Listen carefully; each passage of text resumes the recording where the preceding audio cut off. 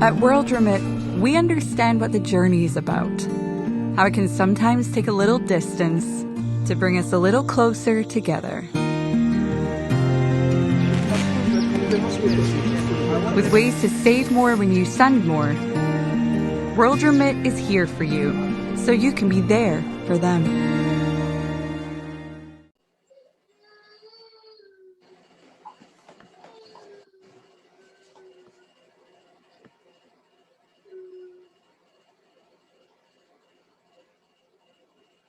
Okay, guys, thank you very much, everybody, for joining us.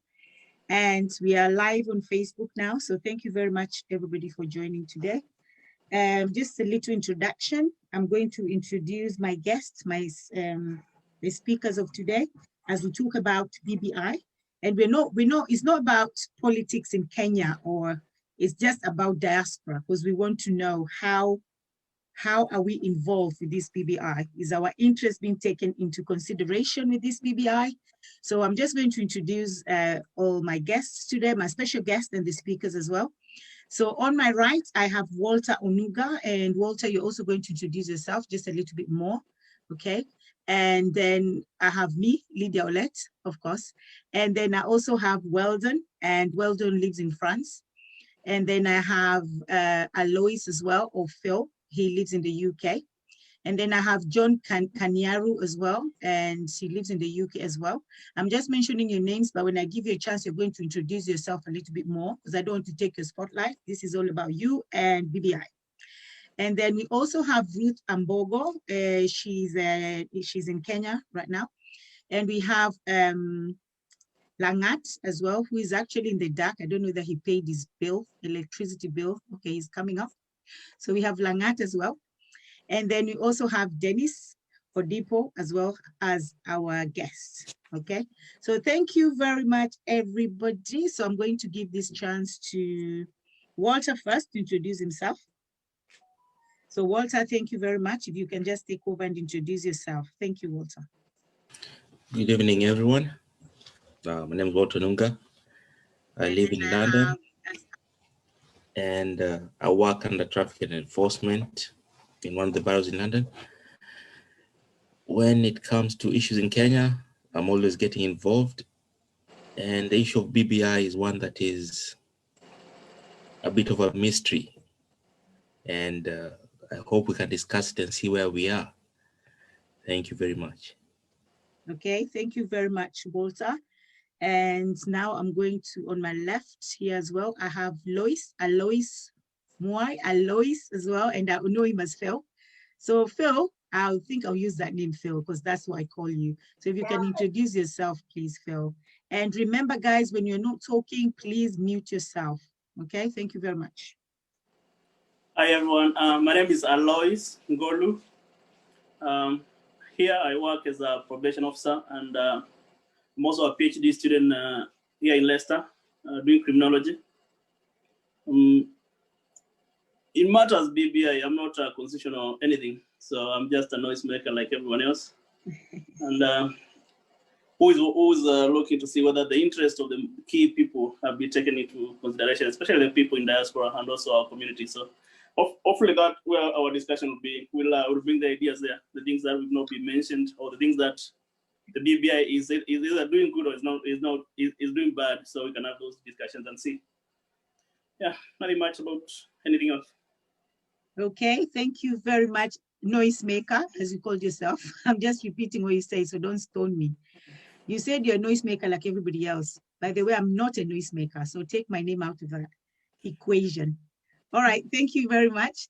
Okay, now I'll go to Langat. Langat, if you can introduce yourself, please. Thank you, Lydia. It's a pleasure to be here this evening. As you have said, my name's Langat. I'll just say the other two names.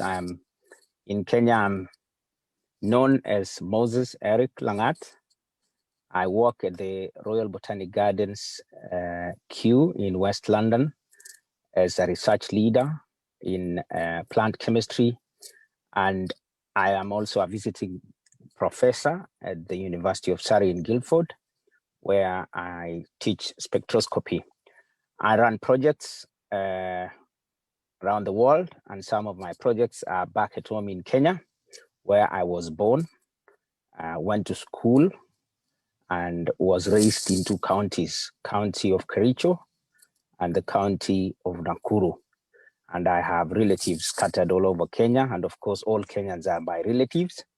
So in terms of the BBI, I was a member of a steering committee that represented Kenyans living in the UK under the umbrella of KDA UK chapter that is being chaired by a panelist here, John Kariuki Kanyaru. So we were able to send a document to the BBI committee. And if you look at the stakeholders who sent or who contributed, you'll see that we are number 5 in that particular BBI report. So first, I'll be here today to probably look whether those suggestions by the Kenyans residing in the UK were captured by the report. And if they were not captured by the report, what do we do as a community of Kenyans residing in the UK? So Lydia, I hope that at the end of our debate, we will be able to know whether Kenyans residing abroad, famously known as the diaspora people, have had their issues considered. And if not, should we ask for amending, rejecting, or otherwise of the PBI proposals? Otherwise, I'm looking forward to a robust debate, and thank you to you for bringing together a wonderful team this evening. Thank you. Okay, thank you very much. I'm surprised this was just an introduction, but you're taking over talking about everything else. It was just an introduction. That's why when you're dealing with people with PhD, Jesus, hi, it was just a little introduction. The guy went all over. Anyway, thank you very much. And also on my left, I have John. John, who is also, I don't want to say who he is, but John, introduce yourself. Yes. Thank you, Lydia. My name is John Kariuki Kanyaru. I reside in the United Kingdom, and I'm a businessman, and my profession is HR. I come from Nakuru, Kenya, in a place called Njoro, and I am a keen follower of Kenyan politics, because I believe, obviously, politics is what determines all other aspects of humanity. As Langat mentioned, we participated with the BBI by collecting the views, and thank you for this opportunity so that we are able to dissect and see exactly what was captured and what was not captured, and obviously to hear from our fellow diaspora and a lady from Kenya, probably the next step. Thank you very much. Thank you very much, John. So I'll go to Dennis. Dennis Kosngei, please. Good evening, everyone. My name is Dennis. I live in France for some 5 years now. I have family here, and I'm keen in political issues, especially things that touches on foreign policy adopted by Kenya. And I will expand more on that when I get time. And I hope that we are going to have a very productive discussion that will help us move forward. Thank you. Okay, thank you. Thank you very much, Dennis. Okay, so I'll go to Weldon, please. Good evening, everyone. My name is Weldon Correa, and I have been in France for the last 8 years. And I have been working with the French military for those 8 years. Currently, I am the newly elected president of Kenyans in France Umbrella Association, where we work together with Dennis, who is the Secretary General. And this association has been in existence for the last 2 months, and we are trying as much as possible to diaspora and mobilize each other so that we can come together and work on issues that affect all of us. That's why we are here today, and I'm interested to know what the discussion that has been going on nationally about BBI, and I want to know if this BBI has captured the diaspora community in various countries. Thank you very much, and back to you, Lydia. Thank you very much. And we have our, okay, there's Dennis. I think Dennis is a guest as well. Dennis, do you want to introduce yourself, even though I know you're just a guest? Yeah, Hello, can you hear me? Yes, we can. Okay, my name is Dennis Adipo. I've been invited by Aloy, who called himself a noisemaker. Basically, well, he just told me 5 minutes ago that this was going on, and he knows I'm interested in politics and all that. And we have quite interesting discussions normally. So yeah, I'm here, see what I can learn or contribute. Yes, I live in Leicester. I've just finished my master's, so currently between jobs. Yeah, and that's more or less about myself, really. Okay, thank you very much. I wanted to leave the lady at the end because we are only 2 ladies here. But yeah, like you know, women will rule the world. Simple as that's it. So now, Ruth, darling, introduce yourself. Thank you. In the spirit of saving the best for last, my name is Ruth Ambogo. My name is Ruth Ambogo. I am a lawyer in training, a policy and governance specialist, as well as a political analyst. I run an organization called Center for Advocacy and Awareness on the Rights of Youth in Africa. And on Matters BBI, I was part of a conglomeration of young people across the country who came together and gathered views of the youth, and basically with a view of trying to represent what the youth view was and the concerns of the young people to the BBI task force. That was sometime last year, and also went to the validation process early this year. So I'm here to engage and to learn again from Kenyans in the diaspora. I might not be able to speak authoritatively on issues about Kenyans in the diaspora because I haven't lived in the diaspora. I've only been a visitor once or twice. So I hope to learn from you guys, even as I contribute on what I can authoritatively speak on, and looking forward to a fruitful engagement. Okay, thank you very much. Okay, so to start with our discussion today, I'll go back to you, Ruth. In fact, I'll start with you first, because you've been in the panel already before. I just want you to explain, highlight, and elaborate as for the viewers, because we have people viewing right now on Facebook, and a lot of people just like me, probably I'm not a politician. I'm not really into politics. And I know people like John always tell me that, and Phil, Lydia, you can do politics. No, I'm not into politics, but I just want to facilitate this today so I can learn, but not for me to move on into politics, but just to learn what is going on around the around our society, really. So I just want you to elaborate more the key points on the BBI, just the key points.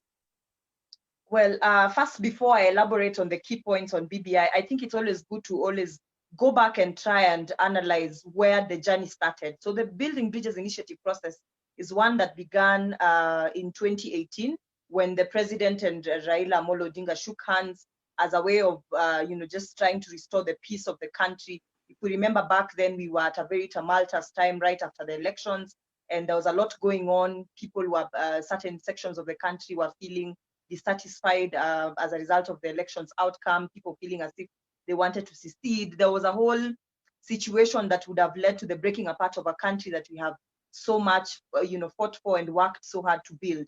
And therefore, their coming together brought, there was the feeling that the handshake alone could not resolve the feelings of dissatisfactions, the feelings of exclusivity, the feelings that, that Kenya belonged to a few people, that the handshake alone could not resolve that. And therefore, the Building Bridges Initiative process was initiated in 2018, and they went around gathering views on a 9-point agenda of issues that Kenyans identified to be issues that had been separating them. So these issues that we are talking about in the 9-point agenda, I might not be able to mention all of them, but they include questions such as rights and responsibilities of citizens, national ethos, lack of national ethos, inclusivity, the whole question of lack of inclusivity, devolution, basically trying to see how do we strengthen devolution, the question of corruption, the question of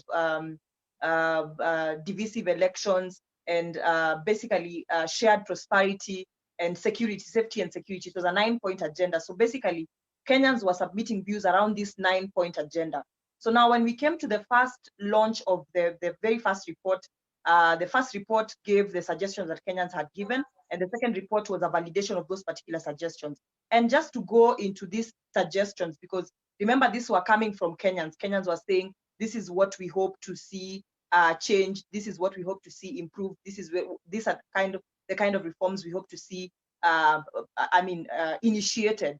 So one thing that we need to understand is that this report, I know that there's a lot of confusion as to whether we are going to a referendum to vote on everything in that particular report. And there has been discussion around whether, you know, some of these issues can be resolved through legislation, through acts of parliament, which is very true, because in the report, the final report that came out on Monday this week, there are issues that have been divided. The issues that are contained in that report have been divided into four categories, or 4 implementation categories. The first category being constitutional, the issues that require constitutional reforms that might require us to go to a referendum, issues that require legislative reforms, issues that require administrative action, and issues that require policy changes, mere policy changes. Just to go to the major changes, on the question of divisive elections, as well as on the question of divisive election, as well as lack of inclusivity, Kenyans generally felt that, you know, that we always have the elections that leave us divided as a country, because either people feel left out. The whole question, I'm sure most of you have had the discussion around winner takes it all, where, you know, one person wins elections and anybody else who was running that particular elections feels left out, and therefore this leads to chaos because people want to win and still lose, or rather lose an election and still feel like they're part of government. So the whole question of lack of inclusivity and divisive elections, the proposals that were made around that was the change in terms of the structure of government. And these changes include the introduction of a new office, which is the office of the Prime Minister. So therefore you have the presidency, you have the deputy president, you have the Prime Minister, and two deputy prime ministers. And the Prime Minister and the Deputy Prime Minister are to come from the party with the majority within the National Assembly, the party with the majority within the National Assembly. And the Prime Minister is to be appointed by the President after 7 days of election. And basically the Prime Minister's role is supposed to be that he's supposed to be the leader of government business within the National Assembly. He's supposed to coordinate activities of the cabinet within the National Assembly. Because remember, this time round, and I'll touch on that much later, members of the cabinet, cabinet ministers, or they're now called cabinet ministers, will be coming from elected members of parliament as well as experts. So you have that system of government where you have Prime Minister and Deputy Prime Minister, 2 Deputy Prime Ministers, and then we have an introduction of the Leader of Opposition, which is a position that shall be held by the person who garners the second highest votes in the presidential election. So that particular person shall sit in the National Assembly as the leader of official opposition with a shadow cabinet whose functions and whose roles shall be to check the government of the day. And so when you look at this arrangement, there's the general expectation that this first and foremost will cure the whole question of lack of inclusivity, whereby once somebody loses an election, they are out for the next 5 years. And what happens in 2017 happens, where a loser goes and swears themselves in, instability is caused in the country. So, you know, that having them in government, having them in the National Assembly guarantees you a seat that, you know, that even if you lose elections, you still have a say, you still can keep the government of the day in check. That is the question on the question of inclusivity and lack of and divisive elections. On the same question of inclusivity, there was a whole address on inclusivity of marginalized groups. By marginalized groups, we mean groups that for a long time have not been properly represented in terms of political representation. And here we are talking about mostly women and persons with disability. The question of inclusivity of women in government has been addressed by the introduction of the fact that for every gubernatorial seat or race that shall take place, if one is running for governor, if the governor is a male aspirant, the deputy governor has got to be a female aspirant. So this means that if, for example, we are in a race where all the 47 gubernatorial aspirants are male, Then we have a guarantee of having 47 deputy governors, hence helping resolve the whole question of the two-third gender principle, which is a principle that the National Assembly has had trouble trying to implement. We also have the question of the introduction of female senators, whereby in every county you shall have a male and a female senator. On the question again of inclusivity, again, it's still a question of inclusivity and representation. The structure of parliament has now, the number of members of parliament has now increased from the 349 that we had. Of course, there is the 290, the official number of 290, and then if you add the nominated seats, the number would come to 349 to now 370, meaning that we have an extra, is it no, 300 to 300 and, is it 70? Yeah, I think it's 370. No, 390, we have an extra 70 seats. We have an extra 70 seats in the National Assembly. Then on questions of, I'm just trying to go along the 9-point agenda. On questions of a shared prosperity. Okay, can I stop you there? We'll continue with that. Okay. In the 9 points agenda, that's where you see today in the panel, we only have people in diaspora, because diaspora, those 9 points agenda, there's no diaspora mentioned at all. Okay, so I know you're saying there's inclusivity, but we are excluded. I don't think our voices mean anything in Kenya. So when we're talking about exclusion and people being included and excluded, diaspora, totally we are excluded. And that's why today you see diaspora. Everybody here is from diaspora apart from yourself, who and they're angry, they want their voices to be heard, and that's why they're here today. So thank you very much for elaborating more into what BBI is and all the agendas and everything. But again, and that's why I wanted you to start, because you've left the 9 points agenda. There's no diaspora at all, because we've seen the document. We are not being mentioned at all, and yet the remittance in Kenya, we have last year I think it was 4 point something. We 2.546 billion. Yeah. We are the ones that are sending more money in Kenya than every other sector in Kenya. But yet our voices, we're not heard. Nobody is like we don't exist. So that is where we're here today to discuss that. Okay, so thank you very much, Ruth, for that. So now I'm going to go to Kosgei, who I know is very much against this BBI. And I just want him to explain to us just in few words why he's against it, and also why should we as diaspora get involved in BBI? Langat, can you just mute yourself, or should I do it for you? Langat, can you hear me? Yes, Lydia, I can hear you. I thought you said Dennis. Okay, sorry. No, sorry, I meant to. Okay, fine. Yes, thank you so much. I think you just hit the nail on the head. First of all, I went through the BBI scientifically. That means I use Control F and scroll forward, scroll backwards. And the word diaspora is mentioned 7 times. Okay. In fact, it's mentioned only on 14 pages. And perhaps it's good because Ruth is here now and she will be the one to defend this report. So page 14, where it's talking about during validation, Kenyans called for a tax policy, which of course we know tax is a big problem for us here in the diaspora. It's clearly mentioned that us in the diaspora indicated that the tax issue is really a problem. So all the BBI says is there is need to develop a policy that attracts and augments remittances from Kenyan diaspora. So it's not even talking about addressing the issues that tax follows us in the UK. That's page 14. Page 117 is talking about promoting, encourage, and incentivize local investments by the Kenyan diaspora to ensure that domestic national savings are high if Kenyans are going to be able to invest in Kenya. Here it's proposing 2 or 3 administrative measures, enhance the existing investment authority to ensure promotion of local investments, including Kenyans in the diaspora.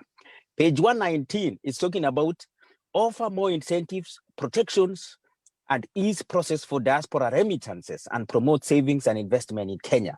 And then they talk about implementation mechanisms of creating a government agency responsible for promoting investing and saving, blah, blah, blah, about Kenyans just sending money to Kenya. Page 167, diaspora proposal on constitutional amendments. So the BBI steering committee, for example, which we chaired, is only mentioned that we submitted proposals. So Lydia, you've just mentioned, or you hit the nail on the head. This BBI has nothing for a Kenyan residing abroad. But perhaps I will leave it with the other panelists to tell us whether they saw anything that helps the diaspora. In fact, the first report, Lydia, if I may say, did actually acknowledge the issue that we know is a problem for Kenyans residing abroad on dual citizenship. The second one doesn't even mention anything to do with dual citizenship. I want to put something on record. I'm not a dual citizen myself. I'm Kenyan. I haven't quite taken the British nationality. I'm Kenyan. So first of all, I want to clarify so that somebody cannot think that I'm trying to argue to benefit in one way or the other. And I don't want to take much time for now, Lydia, because I'll come back and I'll point out some of the proposals that we had pointed out and we sent to the BBI committee to be able, for them to be able to consider. But then what you have just said is the BBI exclude a Kenyan who is residing abroad. So that's the first statement. So first, I will clarify, because before you had mentioned Dennis, so I thought you meant Dennis. For me, my stand, while we wait for Ruth, perhaps maybe they have read, and being a lawyer, she will probably pinpoint some of these things. I don't mind the BBI proposing whatever it proposes, but I would want to see us as Kenyans being given an opportunity wherever we are. In fact, we are able to pay for the lawyer, Paul Mwangi, or who, to come here and give us more interpretation of this BBI, take more points from us in the UK and go and put it there. When I read the BBI, for example, I really don't care who is Raila Odinga or who is Uhuru Kenyatta. I know they are president, the other guy is an ex-prime minister, but for me, I really don't care, because I'm here, I'm living alive in the UK. All I want to see is Kenya being led well. So in that particular case, I don't really care who is William Ruto, for example, in this case, because I want something that is just for the entire country, from Garissa to Mombasa, from Kisumu to Aji, whichever point. So let me leave time for the other panelists perhaps to say, but I hope Ruth has picked my arguments, and then maybe she can point out where in this document does a Kenyan residing in the UK really feel included. Okay, thank you very much, Langat, for that. I'll go to John, because I know John, John is actually the president or the chairman of KDA. So John, please, if you can just take over from Langat. Thank you, Lydia. As I speak today, I come as a person who obviously has been embarrassed reading the report. Mainly because, as Langas mentioned, we took our time, we paid hotel bills to write a report that captured the wishes and the ideas that the Kenyan in UK had. And when I look at that report, as Langas mentioned, there are very few areas that diaspora is mentioned.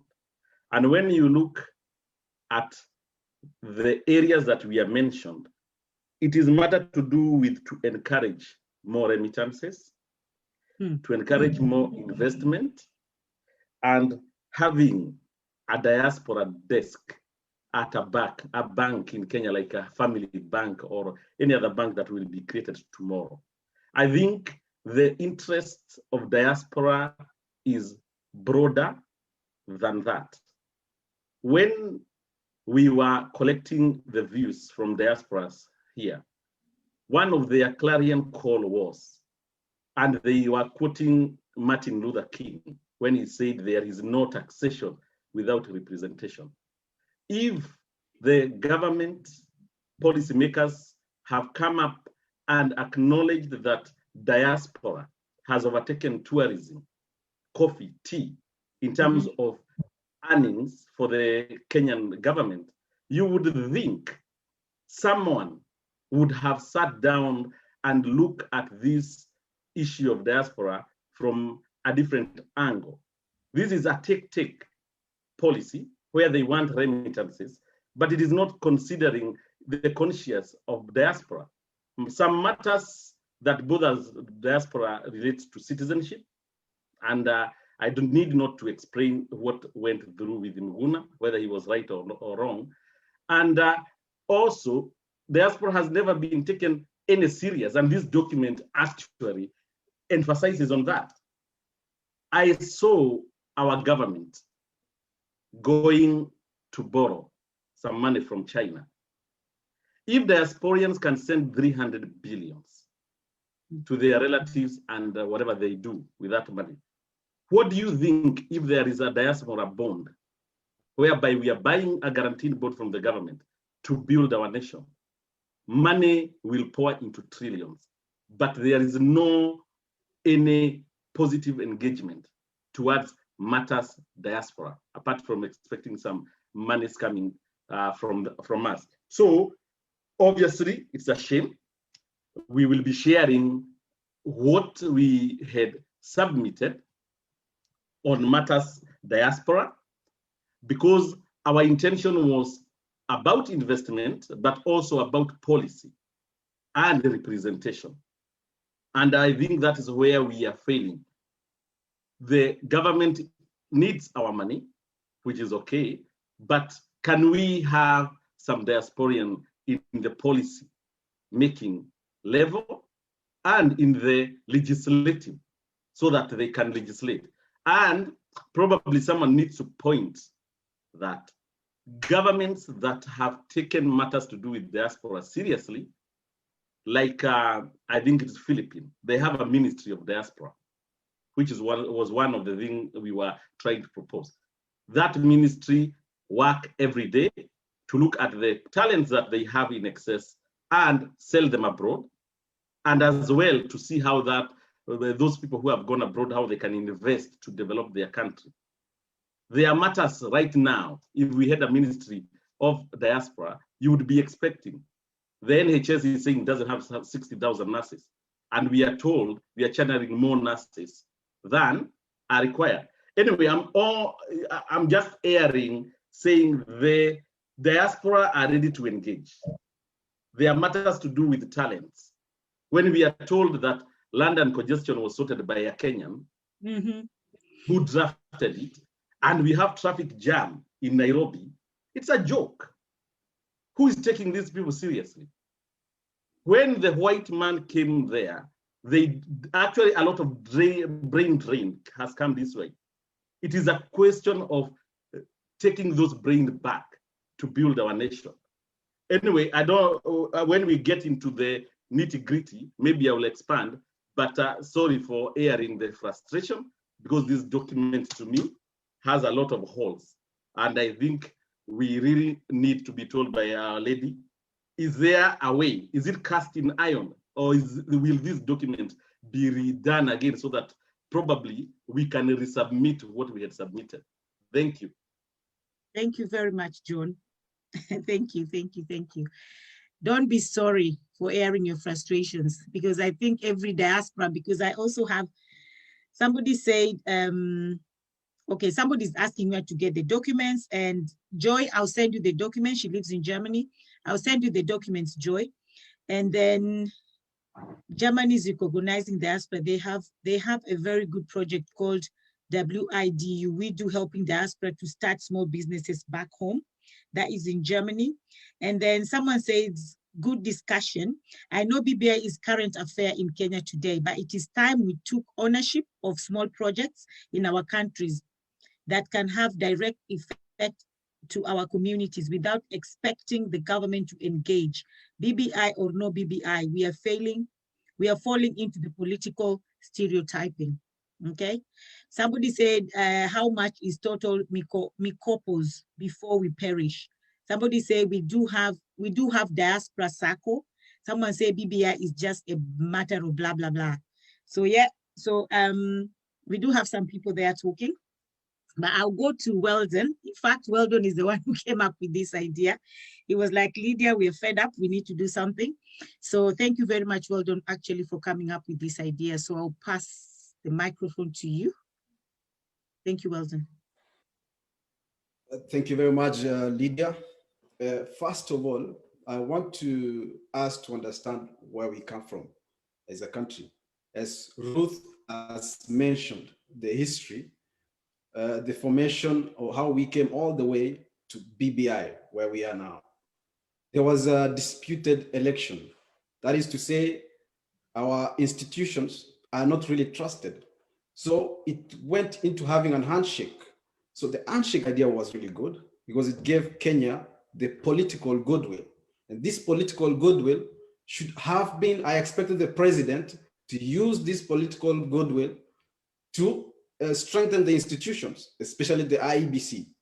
So from handshake, and now we are in BBI, this Building Bridges Initiative, which is a good initiative. I like the initiative because it gives us the opportunity to make reforms. So this is the opportunity for us to look back at the 2010 Constitution and say, yes, so since 2010, perhaps we can do something to better or the challenges that we have been seeing. Even the deputy president, for example, doesn't have a portfolio, doesn't have a function, or the deputy governor, or issues like this, all the institutions be independent as much as possible. Now, when it came to BBI, and they say that we need to be included, inclusivity for everyone, this is where the challenge is. As diaspora, because we speak as diaspora, most of our colleagues have mentioned about the diaspora remittance being the leading source of foreign exchange in Kenya now. I want to tell you that in 2019, as Lydia said, tourism gave Kenya 172 billion Kenya shillings, 172 billion Kenya shillings. Tea gave Kenya 117 billion Kenya shillings. Diaspora remittance gave Kenya 280 billion Kenya shillings. That's the money we send home. So we send a lot of money home, we do a lot of things home, and the most important thing that we expect is, like any other foreign direct investment that invest in Kenya, the first thing they see is country risk. And as well as us, as much as we are Kenyans, we also see the political issues back home.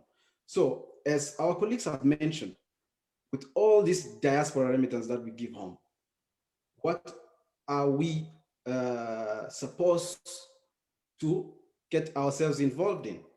The government, the BBI and everything, there is nothing about diaspora. So this document doesn't recognize our contribution to our country. So this is why we have come together today as diaspora, Kenyans in France, Kenyans in the UK, Kenyans everywhere, and say, let's have a conversation that benefits all of us. And the first thing I want to challenge before I attack the BBI and everything that has been going on back home, I want to challenge the Kenyans in diaspora. Kindly, let's come together, because if we have one voice, we can change these things. They have taken the opportunity because we don't have one voice. Now the Kenyans in France have started the Kenya Umbrella Association. In 2 months ago, this is a new association. And I want to encourage all the diaspora, wherever they are, kindly come together and form an association, all associations, so that we can speak as one voice. Coming back to BBI. BBI for us, for me, I think it's a document. It gives us the opportunity to talk, to have conversations, but we say we are not included in this BBI. So for me, I would like to see that when there are changes, or that they can give time, so that we can make amendments and we see ourselves in that BBI. And to mention about some of the things that benefit diaspora as well are things that like elections back home.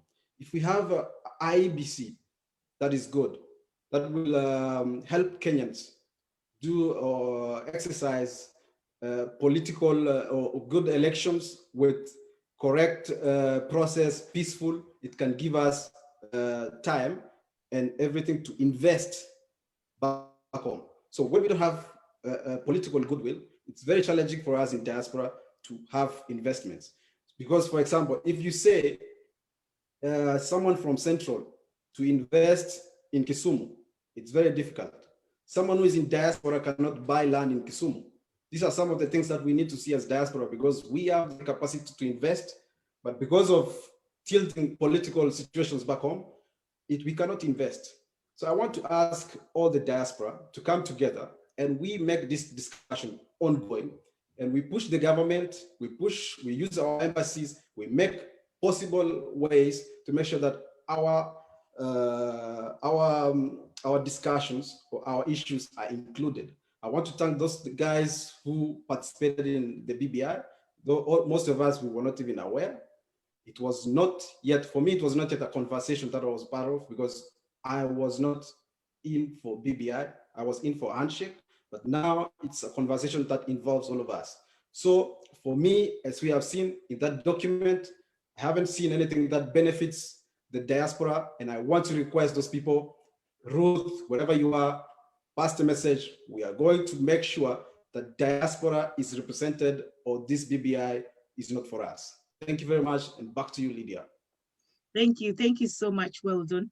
And I want to go to Phil now, but Phil, I want you to highlight one comment that somebody said already, but I just want you to highlight that. Some of the person who said good discussion, I know BBI is current affair in Kenya today, but it is time we took ownership of small projects in our own communities without expecting the government to engage. BBI or no BBI, we are falling into the political stereotyping. What do you think about that comment? Can you answer that person, please? Phil, I'll throw that to you. How possible do you think that is? Because, just a quick one. Yeah. What? I don't think that is pertinent with the issue of BBI. A lot of us are undertaking projects at home, and we are not being stopped by BBI. A lot of us Kenyans in the diaspora have already disconnected with the government of Kenya, because we realize the government has no interest in dealing with us unless there's an election where they come here asking for people or begging for people to be on their side. So the issue of ownership of projects, I don't think it's pertinent with it. It's an issue really. However, I think someone has mentioned diaspora needs to come together. That coming together can help a lot of, can help us create something we call the political economy, or kind of that association where it can attract other people. If you look at, and I'll use the Jewish, for example, the Jewish lobby group. If you look at the Jewish lobby group, it's both in America and in the UK. Mm-hmm. That coming together has created a situation where most politicians in these Western countries have to speak to that group for that issue. But in terms of running projects in Kenya, I don't think it's really an issue that affects a lot of people in diaspora, because I don't feel, and I don't see it, I don't see any hindrance or anything stopping Kenyans from engaging in projects, especially in our areas where we come from. For example, like I know you bring up some things in Kibera, and other people are doing things in Makueno, where I come from. So I don't think that really we need, or that has ever been hindered by the political directions of Kenya, or the bigger political spheres in Kenya. Now, back to the BBI. Mm-hmm. I want to dwell on the process, how we arrived to this, the process of the whole BBI thing. And the first question we should be asking ourselves is really, what is a constitution? Why do countries have constitution? One of the reasons countries have constitution is to make governments that are powerful enough to lead at national level, but also not powerful enough that the rights of individual citizens are impacted.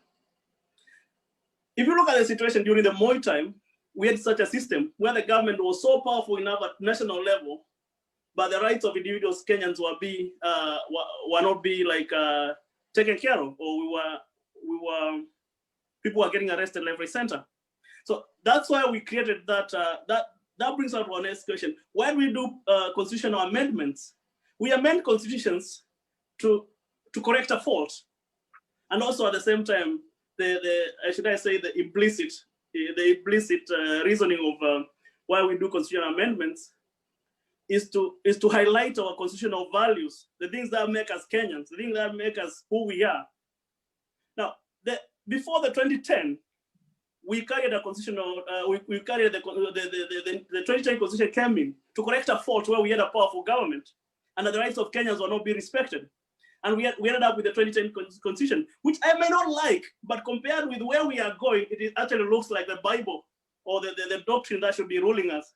Because that book, the 2010 looked at the affairs of diaspora. For example, a lot of people are raising about the affairs of diaspora. That 2010 recognized the dual citizenship.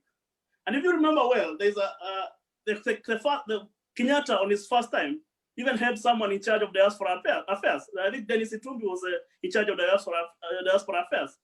Now, somewhere along the line, the issues of diaspora were forgotten. And then we ended up with a document that does not recognize that. Now, moving on to the process, why did we have the BBI? The BBI was formed because two people could not agree on who was won an election, and we ended up in a turmoil. Now, there was a disputed election in America. Did they change their constitution? No. As long as we have the presentation system, the parliament system we have, as long as we have faith in that system is enough itself to carry out the changes and create bodies that are powerful enough to protect the rights of Kenyans, I don't see why we should have ended up with this with a situation. But maybe whatever. Let's say when we ended up with a BBI, how inclusive was this situation? It wasn't. Look at the people the committee, even Kenyatta himself said, Ruto is the one who suggested some of the wazees. So was it an idea where people are suggesting who is going to do this and who is going to do that? If we were to go on a tour where let's get people who are, a number of people who the communities believe this person represents my interest. For example, the doctors would have brought the person who believe the interest of the people leading the health is the best person. The communities that call themselves marginalized would have brought that person that they believe will do their interest. Now, another question we'll pose on the process is, who does these amendments, the constitutional amendments? Basically, most times we end up having experts to come up with the ideas like the ideas that the constitution, the ideas that will end up correcting the faults that was already identified. But there was already in the 2010 there were faults, but none as explicit the BBI comes to say we are correcting this fault. None of the faults that were identified in 2010 have been addressed by BBI, other than how do we solve the situation of political losers. That's what BBI is trying to address. The issue of political losers that's the only question it's trying to address. Now, I think they've thrown something there to entice Kenyans, and they say, oh, we are going to give the communities 35%. The Kenyan government at the moment cannot remit 15%. Who told you they can afford to remit 35%? Look at the economic situation in Kenya. We won't be able to even run a country.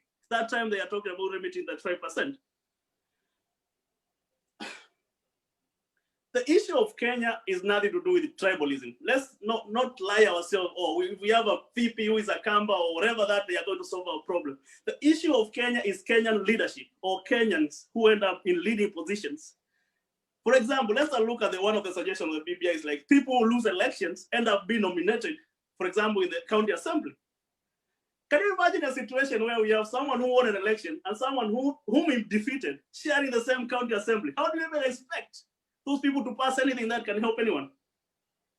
Now, despite all we can talk about the issues being addressed by BBI, which BBI is not addressing anything, actually, BBI is a joke for whoever has read it. But the process where we arrived at BBI is wrong. And they say a lot of people, they say people in England dwell on technicalities.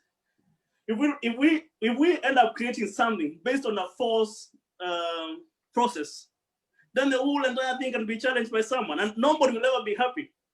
Nobody will be happy if every time we lose an election, then we have to change the constitution. Instead of how do we strengthen those bodies that were supposed to supervise an election that went wrong? It is not about calling some political parties to elect, to appoint whoever we believe is a right commissioner to be in that BBI to take our IBC to take our interest. No, empower a body that is capable of sorting our election. Then we end up, BBI has come all the way and they put out as we're going for a referendum. What are the questions that are going to be posed by the referendum? Is it a yes or no? We all saw in Brexit what we ended up when we said it's going to be a yes or no. We cannot even figure out how we are going to leave EU. So if we are going to end up with us, if we have a process that is false, correcting a document that we thought was false, but we've not addressed those faults, we end up with a joke document, then we cannot even know what to tell Kenyans, what we are going to like, are you going to vote yes? Are you going to vote no? Or what is the question they are going to pose? Okay, Some people Phil, think, let me stop you there. I can see you're very passionate you're very passionate about this topic. So I'll stop you there, but bring you back. So just put a full stop where you are, but you come back and continue. So I also want, because I also want Ruth to come in and answer some questions, because I know there's a lot of questions that have been thrown to her, and probably she'll take 3 or 4 to answer them, probably not all of them, because I know there's a lot. But before I go to Ruth, I'll go to Walter. Walter, if you can, and then I'll read some, there's so many comments here, I'll just read a few of them. But let me go to Walter first and hear what you have to say. Walter, please. Well, can you hear me? Yeah. I'll just say with the BBI report, it has been a letdown for the diaspora, as many comments and most of the things that come back is that they look at the diasporans as a cash cow or a cash machine just for putting in money into the economy. Right now, we've had a COVID situation or the pandemic. If you look, I believe the people living in diaspora never stopped remitting money back home for whatever projects or whatever they're doing. I believe that this BBI, it has good things and bad things. I believe we should not just throw it out, but I believe our voice needs to be heard as people living abroad. And when I talk abroad, not only anybody living out of Kenya needs to be heard. We have very many people living abroad, and they contribute a lot to the Kenyan economy, whereby they're taxed heavily both ways, through their remittances and through whatever they're doing wherever they are. I mean, you don't have to, just need to go across the borders from Ethiopia, Somalia, Sudan. We have so many Kenyans living there who are referred to as diasporians. I would call them expatriates, you know, where they should be recognized. And this BBI needs to come out, and we need to push forward the agenda of what we stand for inclusivity and our thoughts to be heard. Thank you. All right, thank you very much, Walter. Now I'll go to Dennis. Dennis Kosgei, please. We need to hear your views on this.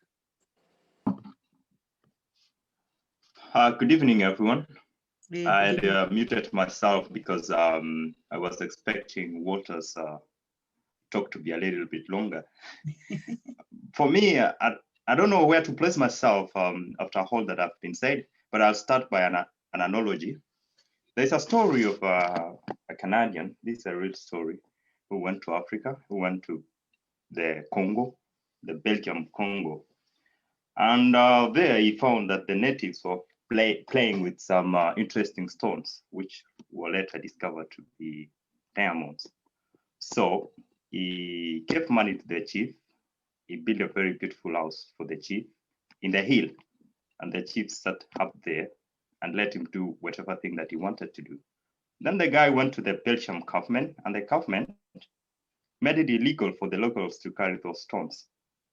And after some time, evolutions took its course, and Eventually, the Congolese who were living in that place were forced into labor to work for the Canadian person. And there was no revolt for a very, very long time because the king or the village chief was in his very warm, beautiful house in the hill. There's a very big problem with leadership in Africa, especially in Kenya. We are being led by people who are most of the time ignorant of what is actually happening in the world. And this touches on the BBI. And I want to approach this BBI in a very different way. It's a failed document, and I'm not complaining that the diaspora community is not mentioned in it, because this document, how did it start? It started with two people, and the interests of two people should logically be in the heart of the document itself.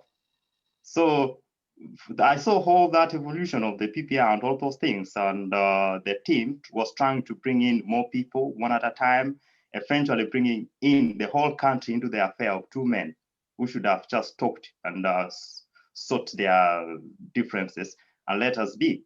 Kenya has a very good constitution compared to other constitutions in Africa, even compared to some of the constitutions in Europe. And this proposed changes in the constitution touches on the parts that actually we've made progresses on them, like the judiciary. And I will dwell more on chapter 4 on the Bill of Rights, because I come from the IT sector and I know the importance of data protection and that. I'm not like an expert, I know everything about it, but I know how data can be accessed. I know how much data is worth. And chapter 4 of this report is proposing some things to, I don't know, they are not even policies, they are not very clear, they are not legislations, but they are saying that there will be ways that the government will protect personal data. Personal data is becoming a point of talking nowadays because of what is happening, digitization and all that. And mark you, this is the same government that contracted illegally a foreign country to contact the Huduma number and all those things. I have a friend who is an MP, and he was telling me about the fort that you all know about it, about the Idemia being blocked by the court. And before that, the Kenyan parliament actually fought it to make fought it that it was illegal for the company to operate in Kenya, because it's going against the Kenyan law that they should have a legal representative in the country and a fixed address. So the company, a foreign company, a French company, was operating in the country illegally, but this company is being trusted with the most sensitive information about us, and the government actually went against the constitution. The government didn't even listen to what the parliament was saying. The executive forced its way and made sure that this process went through. There are talks that universal healthcare is long overdue in Kenya.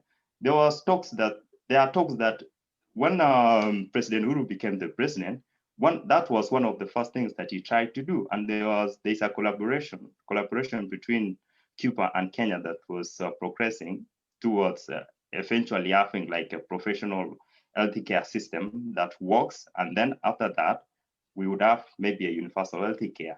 But Huduma number came and overtook all that. Did we need to have these Huduma numbers? No. I think everything, BBIs and all those things, I think there is, I was saying I'm going to base my argument on foreign policy. I think Kenya is being influenced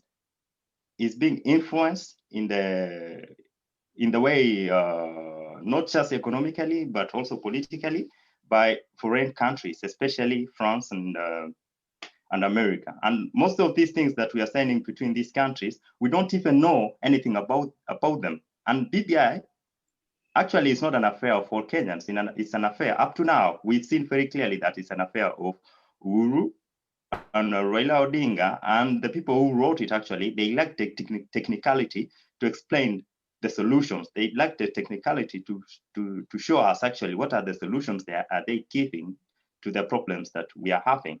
they are giving some sort of mere propositions without going in depth of that's what we are expecting of our professional organization, actually, so that we, the citizens, can see, yeah, actually we have this problem, but the solution that they are proposing is going to work, and we have actually to change the constitution so that the government have the powers to do that. Most of the things in this constitution, especially on matters of devolution, are things that I think the government can incorporate in its own policies, and we move on. In page 9 of the constitution, it's very clear that not the constitution, sorry, of the proposed of the proposals of the steering committee of the BBI is very clear, and it shows us, even in the first page, it says that we are so fast to adopt like the Western style of governance and all that, and this is the government that is showing us that they actually have an intention of taking us back from a democratic country to something else.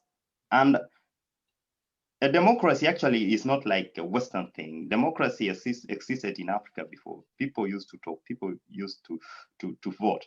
And they are saying they want to shun away from the Western styles of governance, and they want to adopt something else, which they think will adapt more to our situation. No, I think we are the ones who have the problem. So that's why I raised my case. This is an affair of two gentlemen who are involving the entire country for their own differences. So do you think we shouldn't even bother or care about the BBI because it's an agenda for two people?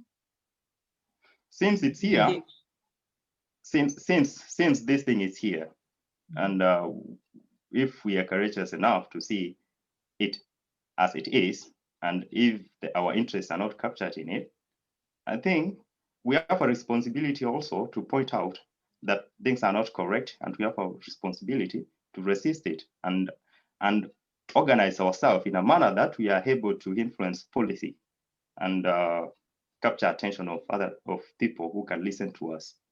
For me, we should work, not we, actually, personally, I think it's my moral responsibility to work against this document. It does nothing for me. Okay. All right, thank you. Thank you very much.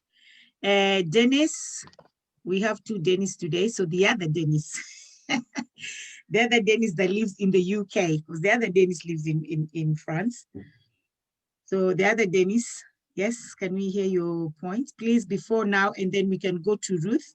But when I finish with Dennis, before I go to Ruth, I'll just read some comments, and then we'll go to Ruth. We also have some guests, but I'm sorry, guests, you won't be joining in the conversation, but just maybe if you want to comment on something, just type it on the chat and we're going to read it.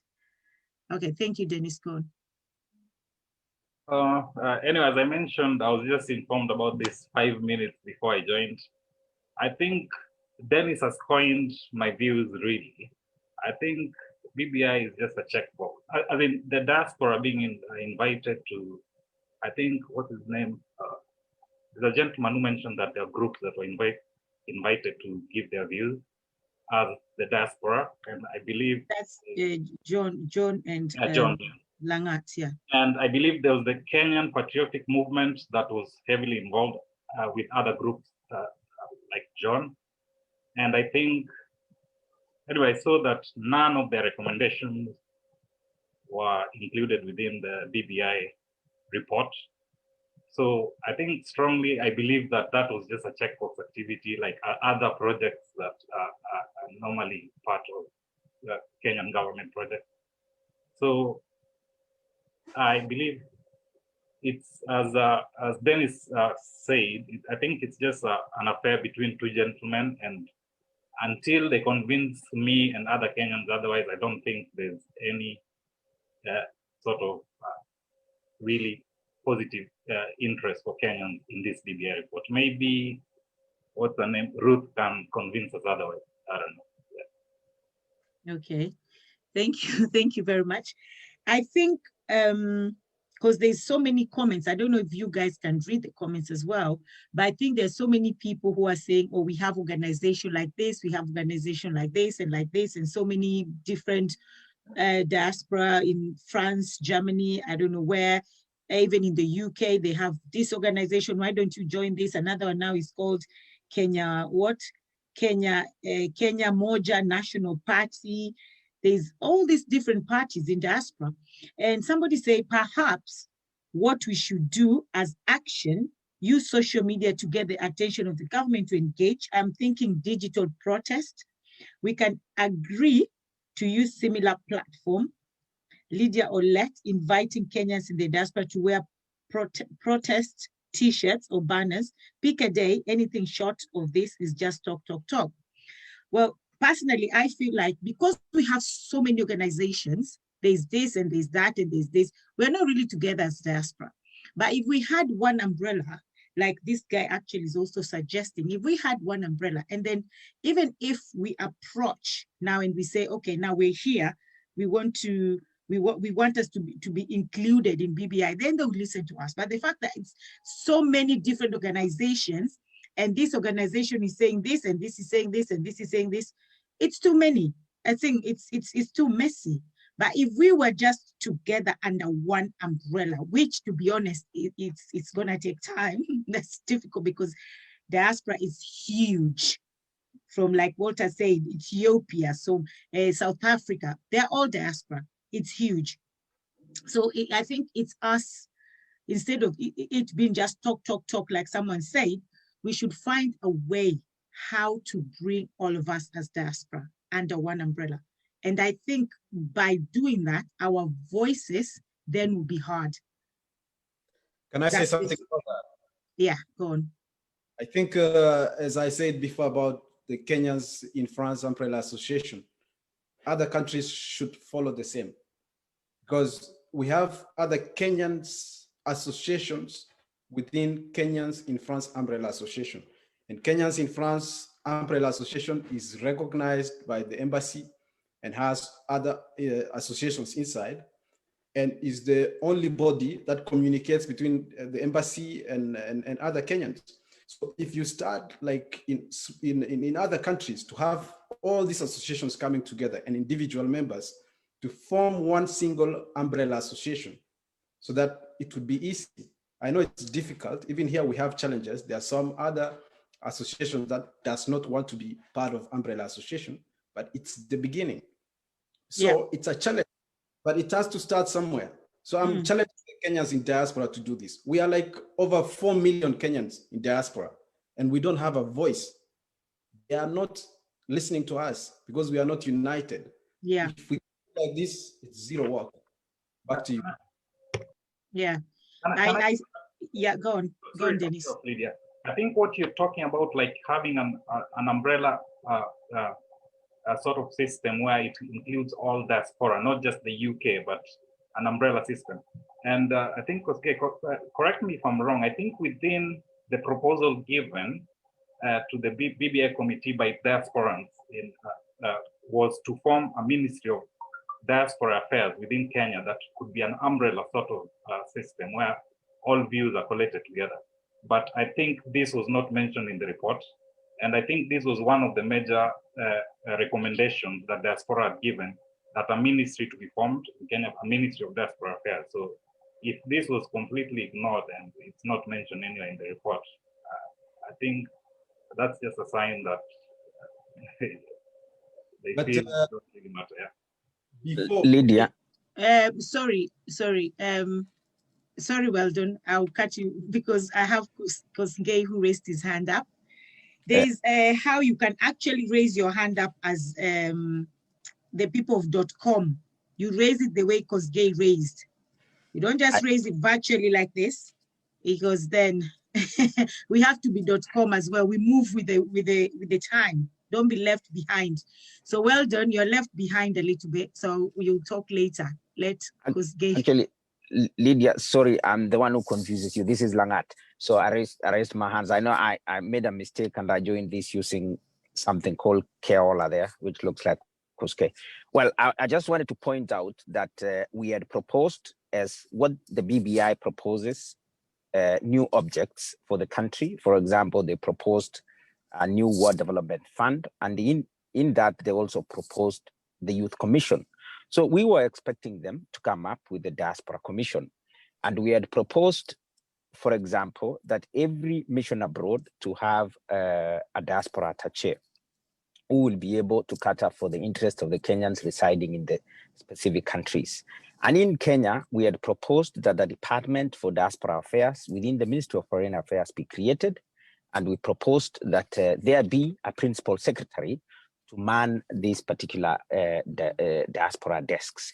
We also proposed that we have diaspora as a special interest group, and we would have been pleased to see that the same way they have proposed a new Kenya Police Council, or for example, the Youth Commission, or for example, the World Development, or even the new Judiciary Ombudsman, we expected, as with the statistics that have been mentioned, including the remittances, which top over 280 billion shillings, that's a huge chunk of money going into Kenya. We were really just expecting some little consideration. And what the Diaspora Commission would have done, it would have ensured that we have specific interests within specific countries being catered for. So I think when Ruth talks about this, perhaps maybe the best thing we want to see is a situation where such kind of amendments or suggestions are taken care of. In fact, one thing that I see myself from where I sit about the BBI, to add on top of what people like Dennis, two Dennises have said about the BBI being an interest of two people. To me, I think I will exempt Raila Odinga here a little bit. I don't think it was an issue of the handshake. I don't think so. I think it was an issue of the president being unhappy with his deputy president, and at the same time being unhappy with the CJ. And in fact, the BBI was brought about because the constitution that we have empowers specific positions within the country. Therefore, the president's hand were tied. He couldn't sack his deputy president. So in that particular case, he needed to ensure that perhaps people who come into positions of presidency in the near future would have a leeway to be able to deal with their deputies. So to me, I think it's nothing to do with the handshake. I think the handshake happened because the president and the deputy president had their issues which were beyond them, and the constitution didn't allow one to punish the other. Therefore, we are now coming in to correct what ought to have happened. And the constitution allowed the president to sack his deputy president. Perhaps we wouldn't be having the BBI in the first place. So I think this is a situation where the system or the deep state or the people around the president trying to get into the deputy presidency position, and at the same time, the CJ's position. And I think we shouldn't allow the country to go this direction where since you are in a position of power, you can then just create something that, you use it to punish other people when you differ. And what we want the constitution to do is to actually entrench power within these positions. In fact, I don't want to talk too much, but looking at what the BBI proposal, for example, says about the office of the prime minister, and it is very, very clear who the prime minister ought to be. So my first question is, why include a section to say that the president can dismiss the prime minister? On what basis? When the person who becomes the prime minister is defined by the political party. So why do we have to give a president some power that is unnecessary? So I think the BBI is just a useless document which should just be torn, or perhaps it's amended before we even talk. Thank you, Lydia. Okay, so it looks like it was actually founded on a selfish grounds. The BBI was founded on selfish grounds. Well, I know Weldon wanted to say something. Weldon, do you want to say something before I read some of the comments here? Yes, I wanted to say that to tell the Kenyans in diaspora, let's not wait for BBI and all these things to say that we have to come together. Let's challenge ourselves and form these associations among ourselves before we're thinking about proposals that we give to BBI and all these things. Of course, they are not thinking about us. It's only their benefits. As you can see, they are increasing positions in executive, and they are empowering to strengthen the presidency so that the next president is more powerful. We need to challenge ourselves and form these umbrella associations. Each country, let's try and let's challenge each other and let's come with this. Because we don't even have, like we say, even now, if we talk like this, there's no way we are going to vote. There's no way our voice can be heard because we don't have we don't have we cannot vote for this. The first thing they should start with is to strengthen the IEBC and make sure that diaspora can even vote, we can have our voice in all these things. So I'm telling all of you guys, I'm asking all of you guys to put your houses in order, each and every country. We are trying in France, you do the same. I know UK is big, I know US is large. You can do the same. You bring all associations, you have an umbrella association. You don't have to all be in the umbrella associations because it's difficult, but you can start small. Thank you, and back to you, Lydia.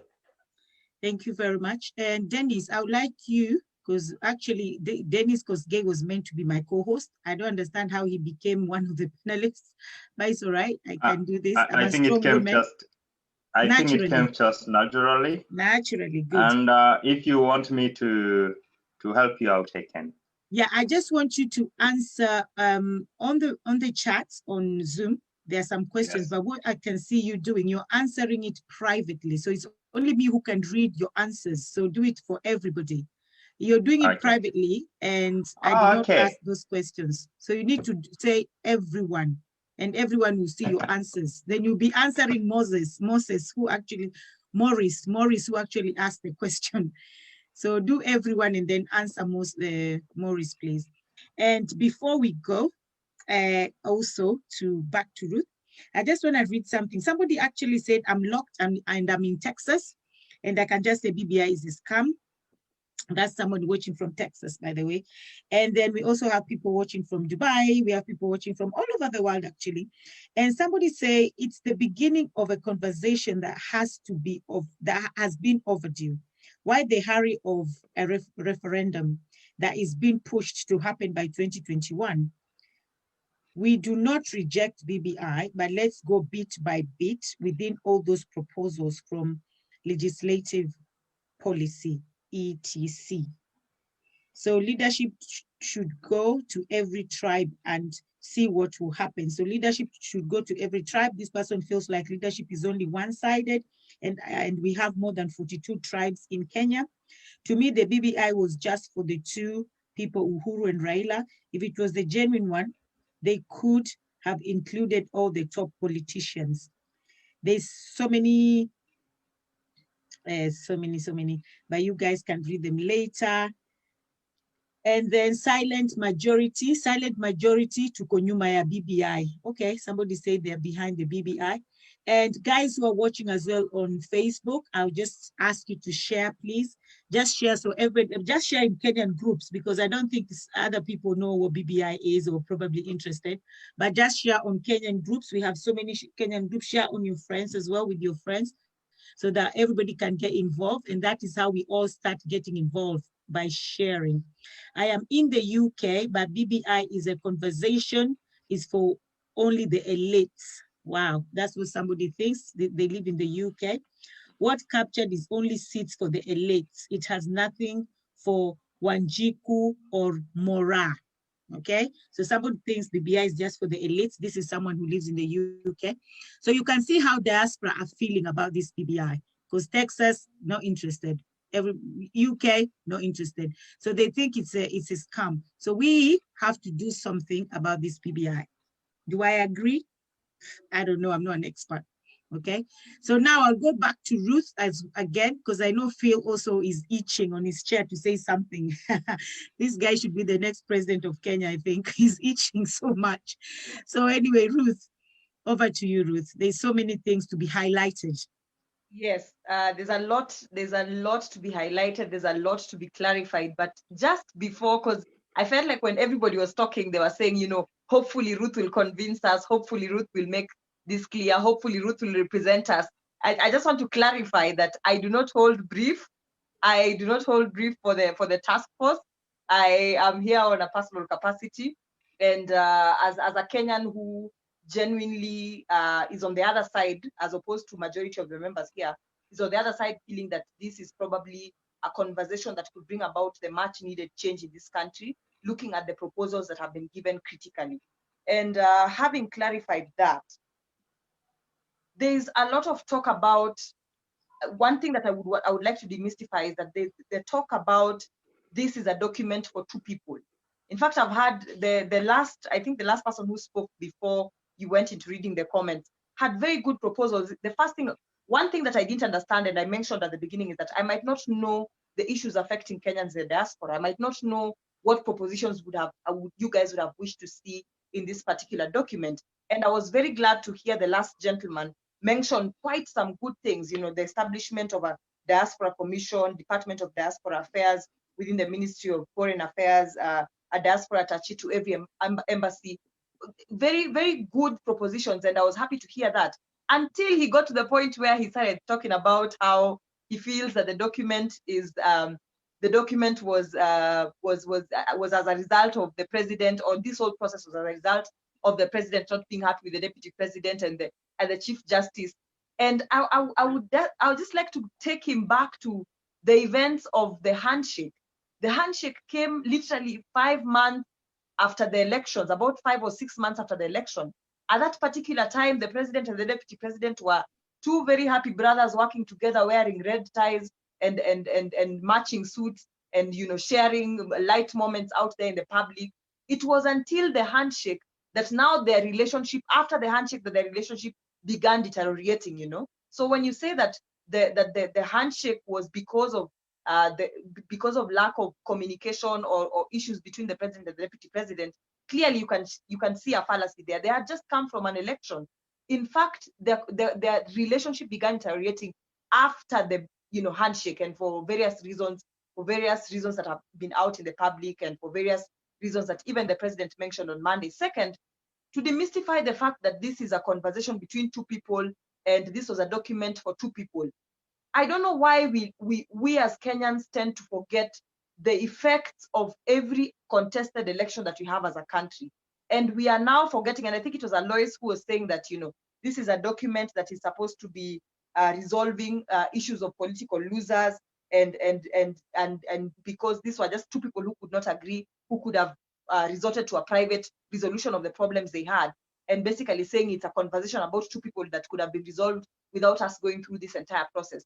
I wonder why we downplay the effect of contested elections, of skirmishes during elections, of uncertainties that usually surround our elections.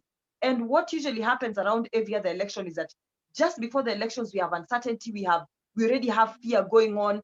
I engage with members of diaspora, and I remember in 2017 when the elections took place and there was this whole uncertainty after the elections, I was talking to some members who are Kenyans in the diaspora, some of them in the US, and who are saying, I'm not going to come to that country until I'm very sure that things have settled down. Investor confidence loses in the country. We lose a lot of billions because of contested elections. So when we downplay that issue and think it's an issue between two people who, one of them is exiting power and has clearly mentioned in the past severally, and even on Monday mentioned that he has zero interest in going back to politics. And another who, even if were to go to power, would probably spend 5 years in a position of power, a one-term presidency, or probably, if it's to go too far, two-term presidency, and exit this particular position. So if we are to remove our mindset from looking at BBI as a document for two people who are resolving their issues that could be privately resolved, and look at the impact of the elections that we usually undergo. And you know, the thing is, it's not the first, 2017 was not the first contested election. We had 2013 that had its uncertainties. We lost billions of shillings. And it is estimated that Kenyans, we lose about 3% of our GDP in terms of 3% of our GDP in terms of revenue anytime we are having an election, regardless of whether that election has skirmishes or not, about 3% of our GDP, which is a lot of money.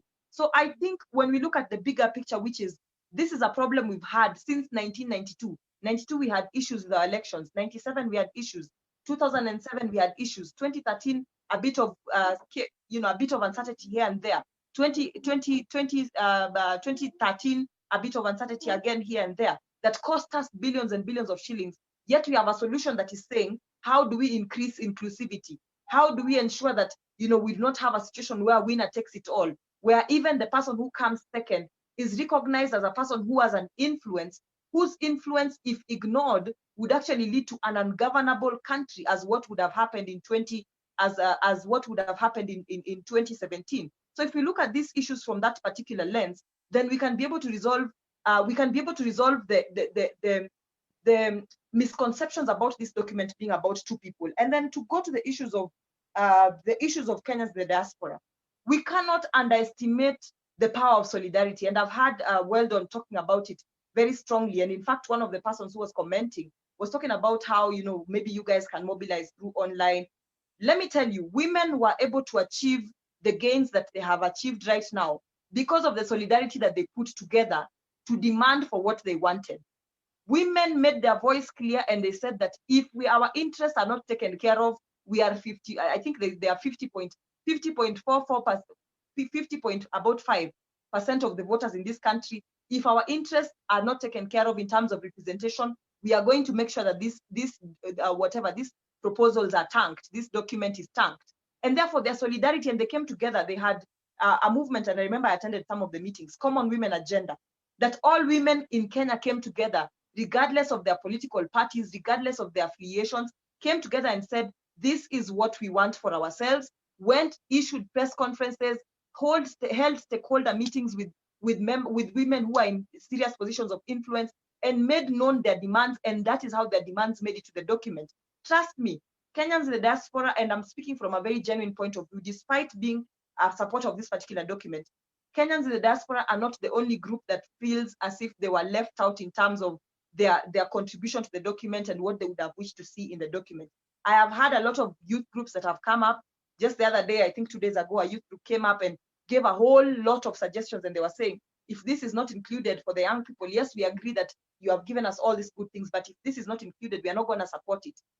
Persons with disabilities came out last week on Sunday and spoke about their issues. And so for me, I think I'd like to just pass on that particular energy and motivation that the women in Kenya had to Kenyans in the diaspora, because the issues that you are raising are very critical issues such as the fact that you guys are viewed as you're viewed as mere remittance remittance body. You're basically a body that remits taxes to Kenya or remits revenue to Kenya, and yet your rights of representation are not talked about. Your citizenship issues are not talked about.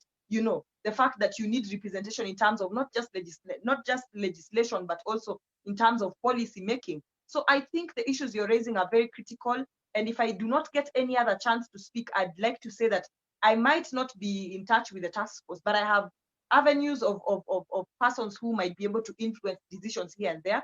There was a whole question of whether this is the final process. That's a question that everybody is asking themselves, that whether groups that are coming up right now with suggestions and saying we need this incorporated, whether their suggestions would be incorporated or not. So that is something that I also do not know, but I've been hearing talk here and there, these conversations in the corridors of power, that there might actually be an opportunity. I'm not so sure, but this is not a guarantee, but in case that opportunity presents itself for people to give further suggestions that they'd like to see for groups that are feeling left out to give their input, I hope that you guys would be able to come together, explore all avenues, and be able to represent your interest. And the other thing too, right now government is really monitoring, and I'm very sure about this. Government is really monitoring what is happening on our media circles. Government is monitoring what people are saying on media, conversations on media. How about Kenyans in the diaspora find a way of having their representatives on some of these media conversations? Right now, most Kenyan, if not all Kenyan stations are holding most of their interviews via Zoom. Some people in studio, others via Zoom conversations. Why don't we find a way of, I can help facilitate that find a way of how we can have representatives from Kenyans in the diaspora chipping into this conversation? Because if your voice is not heard, especially this particular time, then it is very easy to ignore you. If there is no pressure from your group to government that you feel that you're left out, if there's no pressure, if there's no presence and pressure and that vocal expression of what you feel, then there's a high chance of being left out. This would have been, personally, this would have been a perfect time for Kenyans in the diaspora to actually recommend to have Kenyans in the diaspora, to have the diaspora, basically have a diaspora constituency and have rights to vote for a member of parliament who would represent the interest of Kenyans in the diaspora. And yeah, so, you know, sorry, Ruth. Sorry, Yeah. Ruth. I'm just reading our comments, and a lot of people are actually disagreeing with you there right there. And I think all these people are people in the diaspora. And I also have Langat and Dennis who also want to interject in there. And there's a lot of people, somebody even say, oh, can you stop lecturing us and just talk to us about the BBI? I don't think BBI is about Uhuru. So there's a lot of people actually. Allow me to clarify. My passion tends to sometimes be mistaken for a lecture. So whoever thinks I'm lecturing them, I really apologize. That's how I talk in all my interviews and all my conversations. I apologize. And Lydia, Lydia, they say, Lydia, since you have mentioned my name, I should come in. I can see my chairman, John Day, is raising his hand, like analog style when we have the digital styles. I know, I don't know why he did that. So I think probably I shouldn't pick him. Yeah, so first of all, Ruth, I am the gentleman who gave a raft of suggestions. This raft of suggestions, including, we even gave a very interesting one for rotational presidency, all right? Splitting Kenya into several regions and ensuring that the presidency, you know, rotates rather than it becomes a ping pong between the Kikuyus and the Kalenjins as it has been, and it may, who knows, it may seem to be happening. So first of all, you've been speaking very well. First, and it gives me great pleasure to pay tribute, first of all, to lawyer Philip Nzamba-Gitonga, which of course he passed away recently, and we all know he was a member of experts on constitutional review that drafted the new constitution. It may not be new anymore now that we have the BBI. So first of all, we lack confidence in the diaspora because we gave wonderful suggestions, which you mentioned, for example, creating a diaspora attaché desk. What the BPI goes ahead and does tells us that they need the banks to create a desk so that our issues, when we are unable to log in to our banks through the internet, becomes an issue, then we have a 24-hour session. By the way, let me tell them that one already exists. There is nothing to do about that. That every bank already knew our interest. We get messages coming to us from the bank about requests of opening an account left, right, and center. So I think what we lack at the moment, and yes, you have mentioned a very good thing, and we want to challenge you to follow its suit by ensuring that we have a media presence where we can take this debate now to one of the leading TV channels. So we send you back to get us that slot very, very soon, so that we can come and actually read out some of these proposals which we gave. And the proposals were not written by individuals. These are proposals that we collected using emails. We went around, we had phone-ins from different Kenyans residing in the UK. And it's actually a mockery when you have written, in fact, we tried our best to summarize this into 7 pages so that we could have the diaspora being represented. But now, what sort of confidence do we really have to engage with this group that doesn't seem to be interested with us? They're just interested with our pockets. That's the problem that we have. And I think you have mentioned something, you're probably fearing to mention it very, very loudly. We have heard that the president was ready to cut a cake. The president was ready to cut a ribbon, which he failed. We don't know whether it's the truth, but I didn't watch the launch in Bomas myself, but I've heard that being discussed. And if it is true that the heart of the president was somehow touched and he realized that these BBI proposals were still supposed to be improved, then we say hallelujah, because we really want this thing to be improved. We want to see, in fact, you mentioned the creation of the prime minister position and the deputy prime minister 2 position. For me, I see the prime minister being that leader of majority, which the position which was held before by Duale are now being held by Amos Kimunya, and the 2 deputies, one of them being the deputy leader of majority, another one being the chief whip. I can just see they're just changing names, really. and we are making a monster president in this document, which we have to be very, very careful.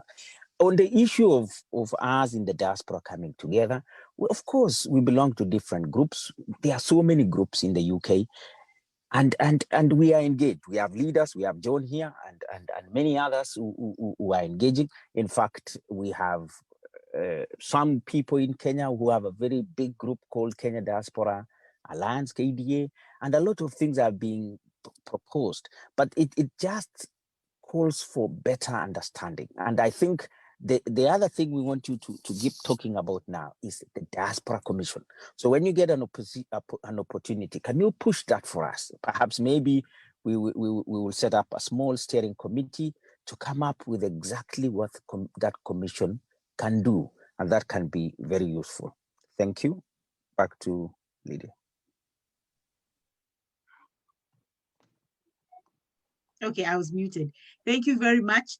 We only have 20 minutes left, and I know I have people who have raised their hands up, so we're just going to now have the conversation here. And also something I'll say, guys who are watching on Facebook, please share it to other Kenyan groups, share it to the Kenyans, especially Kenyans in diaspora. And there's a lot of people, like I said, if you can go on Facebook and please just answer people, because there's so many questions. There's so many people disagreeing, especially with Ruth, and they're saying, oh, that BBI is not for us. BBI is for Uhuru and Raila. BBI is fake. BBI this. Nobody believes in that BBI. And all these people are people in diaspora. So I think it's important, especially Ruth as well, if you can go on Facebook and just try to respond to some questions, not all of them. I mean, you don't have to do all of them. And everybody else as well, just go on Facebook and try to respond to the questions, because there are so many, we cannot do them now with the minutes that we have left, because I have John with his hands up. I also have Dennis who wants to say something, because gay, and I also have Phil. Okay, and we only have 20 minutes left. So I'll start with John, please. Yes, John? Okay, thank you. I have heard what everybody has said. Just to give a brief, when we went into collecting views for the BBI, most people in the UK were against the whole thing. But we pressed upon them and told them constitutional amendment comes once after a while, maybe 10 years or 5 years. And we sat down, even as some who were not ready to, or rather they were not supporting the whole idea, because it did not have much basis. However, we ask ourselves a wise question.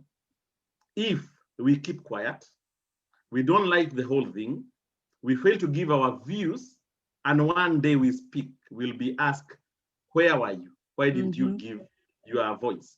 So the fact that we give the proposals doesn't mean that we wholly endorsed the process. However, these circumstances don't appear very quite often. So we have done our bit, whether we were for it or not. However, let me say, even as we go, or rather discuss about this document, and I know there's people from Kenya, like our dear lawyer there, we are not being selfish.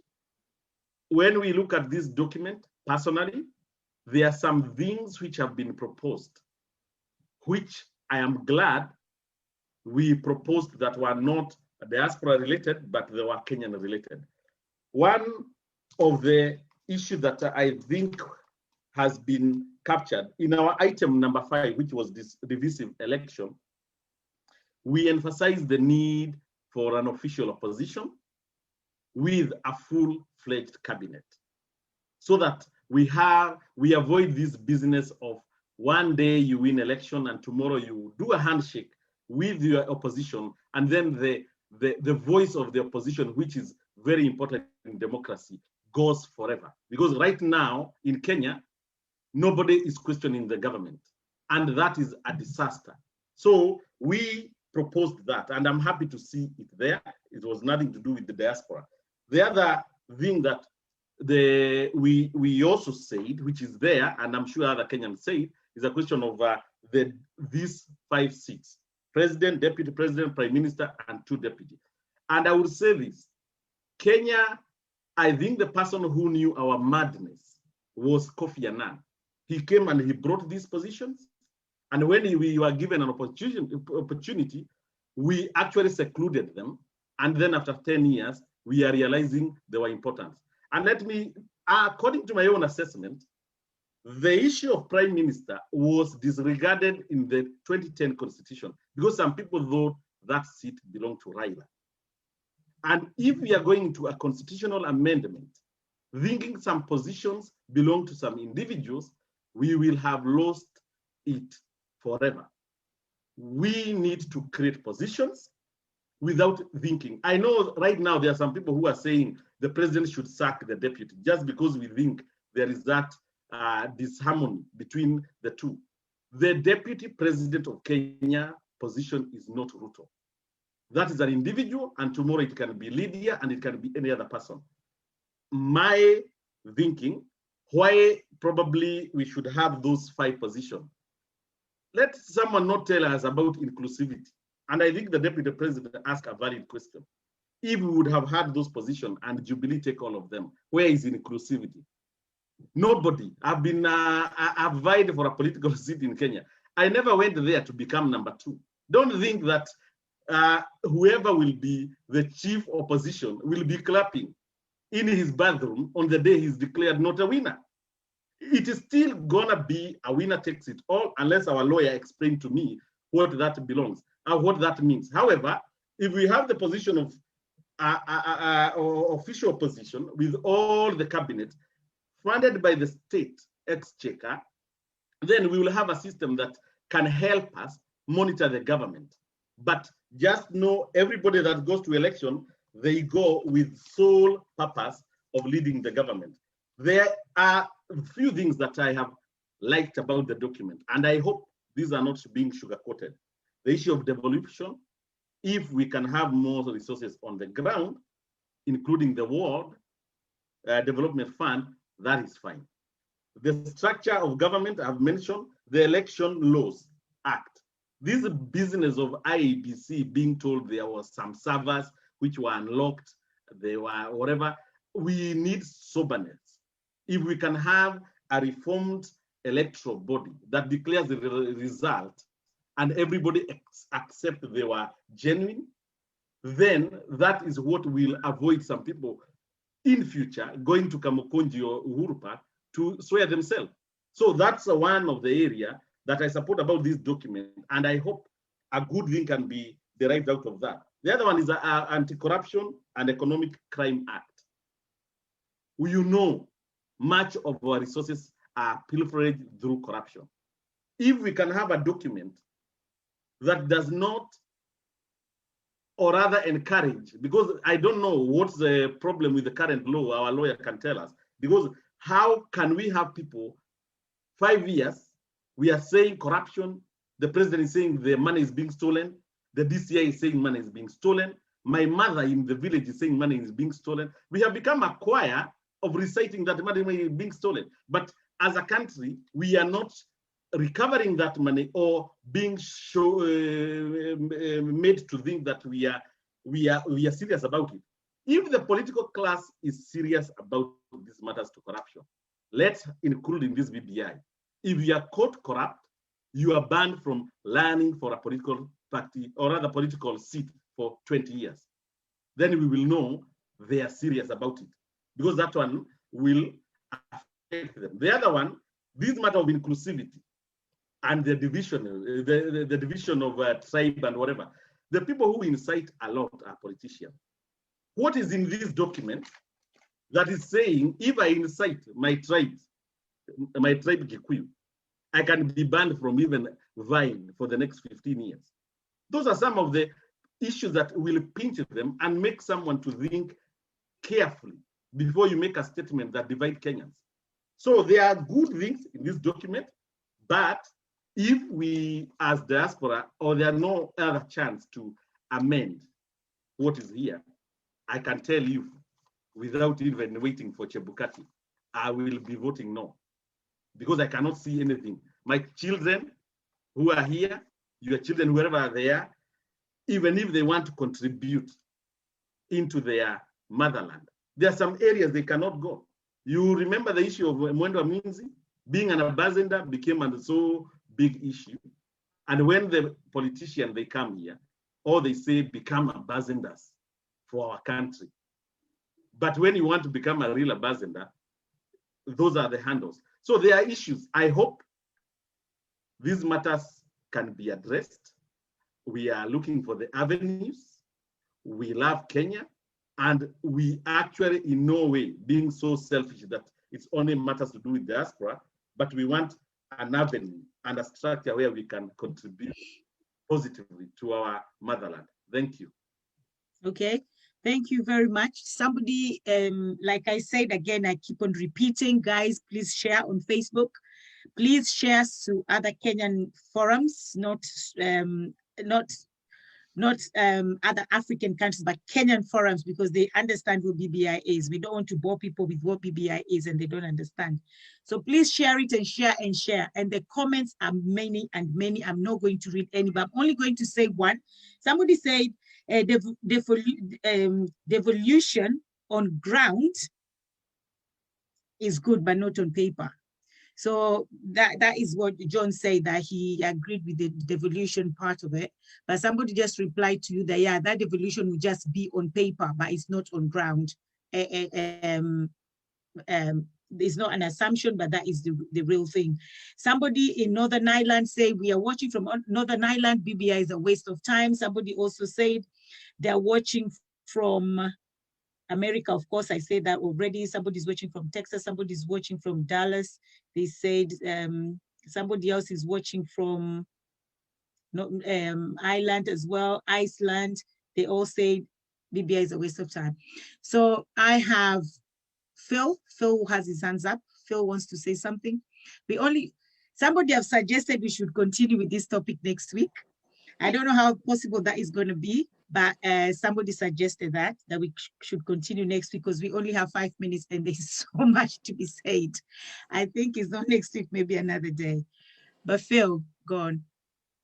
Yeah, one of the rallying calls for this BBI issue is like Kenyans asked for it. Oh, if I remember well, Kenyans did not ask for BBI, not at all. And if you also remember well, there was a Punguza Mzigo bill or whatever front to change the constitution. That was a better document than what we have here in terms of if we are going to amend the current constitution, which I believe compared to what we have, what is being presented here is way far better.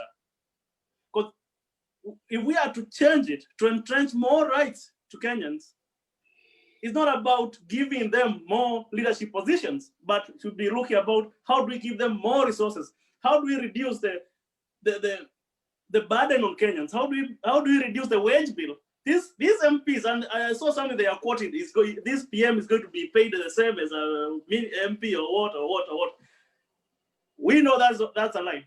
2, if you think the current president is acting out of his powers, by, for example, he decided to do away with Nairobi governor and put his own things there, with the current constitution, which is so good, my friend, if this BBI passes and we have that powerful person they are trying to create, I think we are even going to lose our passport, the dual passports, like Miguna.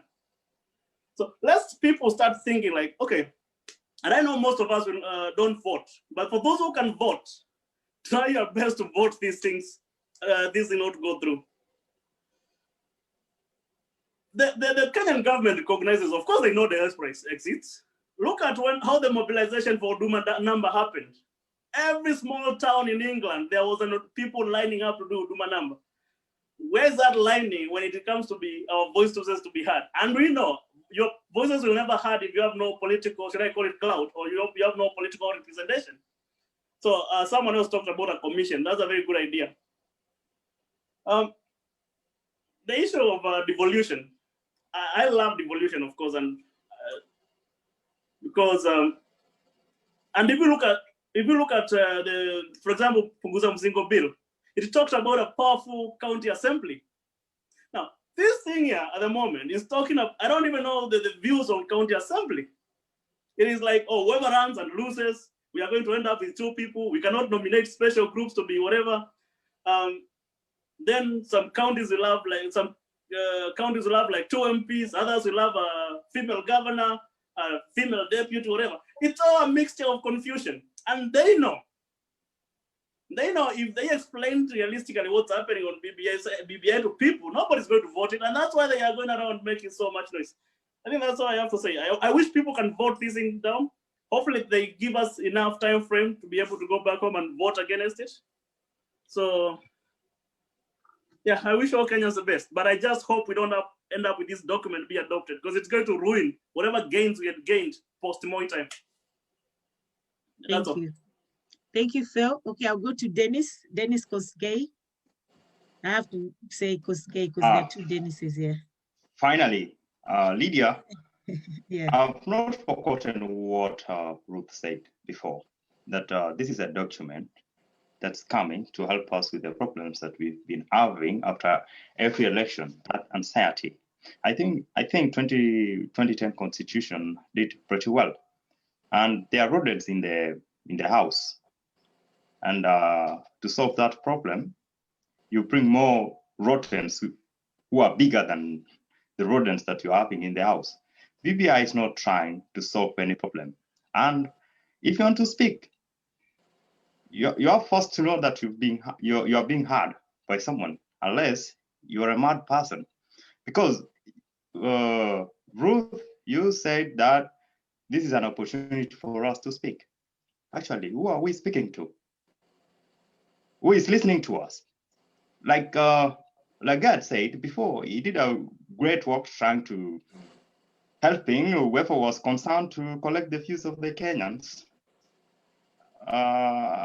to be incorporated into the PBI. He's not the first person to say that. A lot of people are saying that our prepositions are not in the PBI. And I don't know, should we speak when nobody is listening? Alois, you said that we should try to stop this document from passing. I would say something more radical. We should not allow this government to spend even public money to campaign for this thing. Actually, it doesn't capture the expectations of Kenyans. It doesn't do anything actually to improve the current constitution. Because, Ruth, you talked more profoundly and deeply concerning section, I think section 4. This is where we are talking about chapter 4 and on democracy, page 9 of the steering committee report, that's talking about inclusivity and the ways in which the current proposition is going to end the anxiety that comes after every election. Yeah, I don't know if I'm the one not understanding it, but what are the propositions?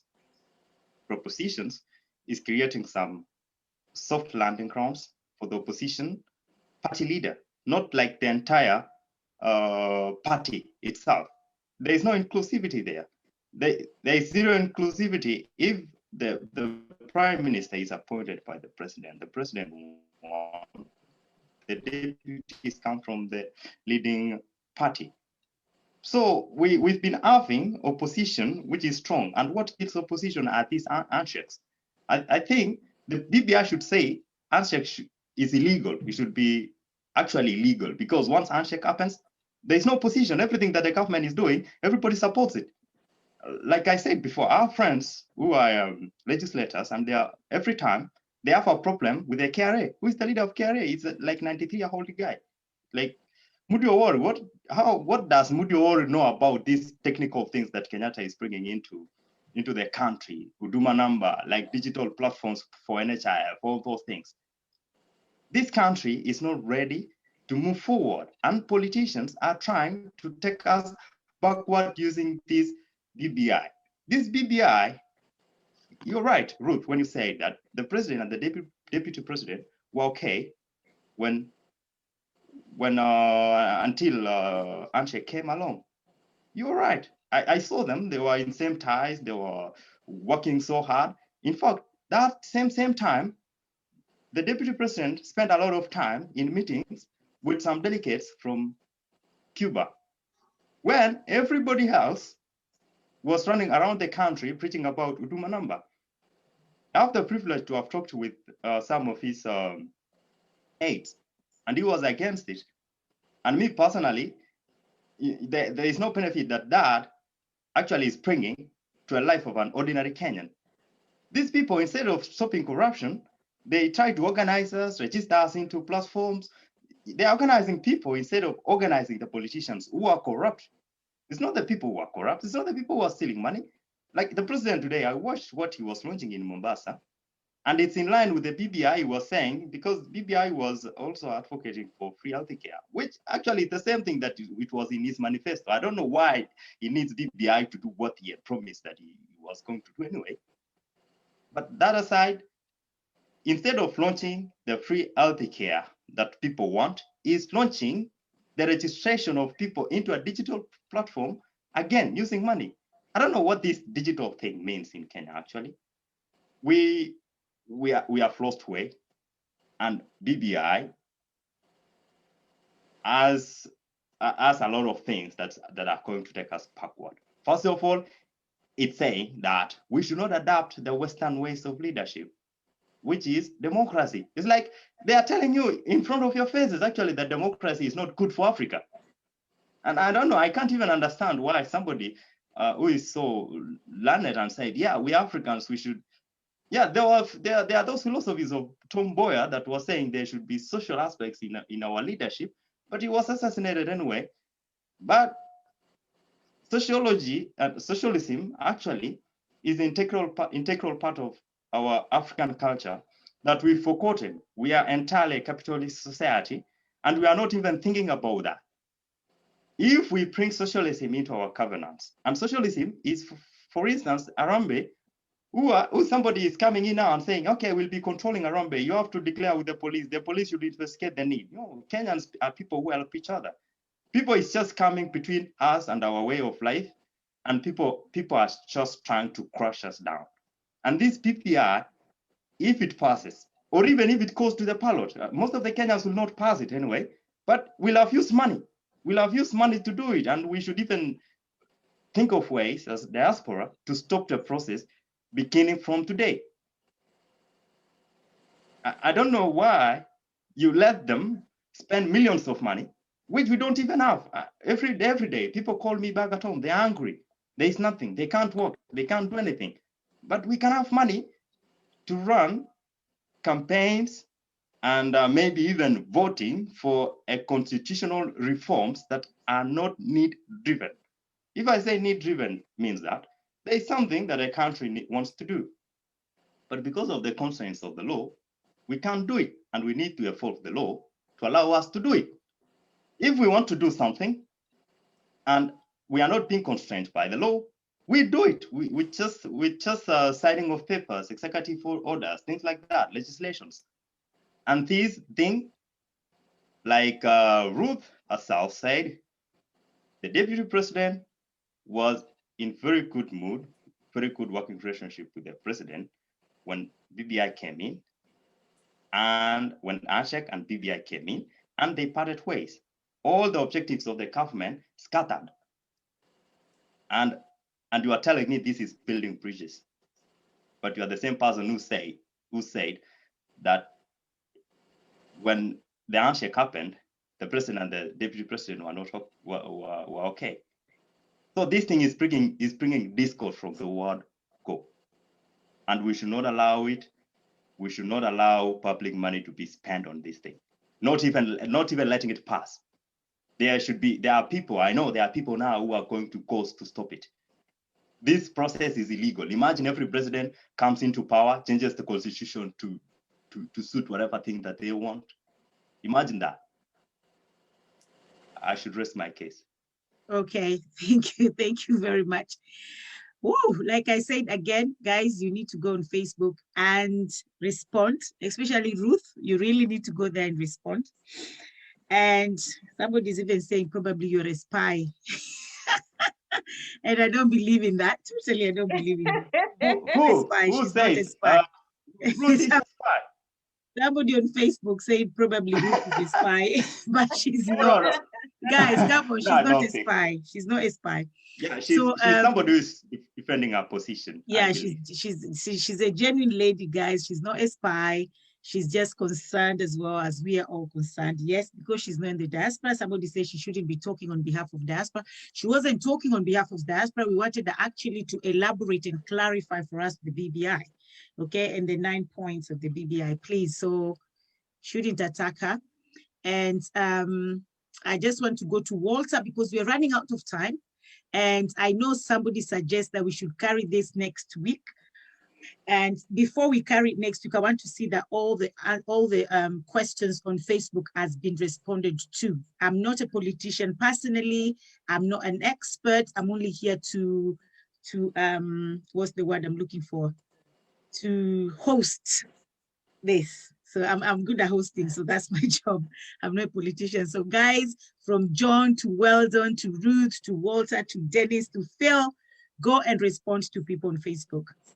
Okay. All right. So I'll go to Walter first, and then we're just winding up. So I'll go to Walter, and then I'll go to Ruth, and then Weldon will finish because this was actually his idea. So Walter, please. Thank you. I've actually posted it on Facebook, what I was going to say, but I'll just make it short. I just say we've had many dialogues. We had the Kenya National Dialogue and Reconciliation Agreement. After that, we had the Truth and Justice Reconciliation Agreement. Then we had the Ndungu Land Report. Now we have BBI. Now, all of these appear to be white elephants, but I hope BBI came about after violence and bloodshed, just like the other ones did.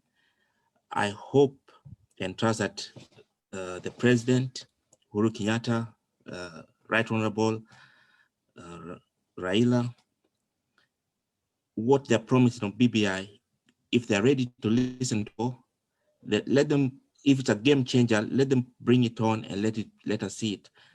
Because it's already spent money, people have put effort in it. Yes, we are here putting an effort for us to be heard. But if it's something that can bring benefit to everyone in Kenya and the world over, it will be great. I hope it's a game changer, and I hope it can be something, not just another white elephant like all the rest. Thank you. Well, thank you very much. And somebody, and I like this one, somebody said we should stop talking the talk, we should stop talking the talk, but walk the walk as well, because what is here right now is a lot of talk. And somebody even says, so what's the solution? Okay, what's the end story? What's the solution? Now we've heard all these talks, but what are we gonna do for a better Kenya? Okay, so people are really concerned, and yes, we will come and do this again because we still have 60 people Facebook watching. And we're going to cut them short, apparently. Now they're even 65. So I'm going to Ruth, please. You're not a spy, Ruth. We know you're not a spy. I hear I have been called a spy, but I am not. And just to clarify to the gentleman who insists that, because of BBI, and because the deputy president, the relationship between the deputy president deteriorated after BBI, then BBI is already breaking bridges in the first place.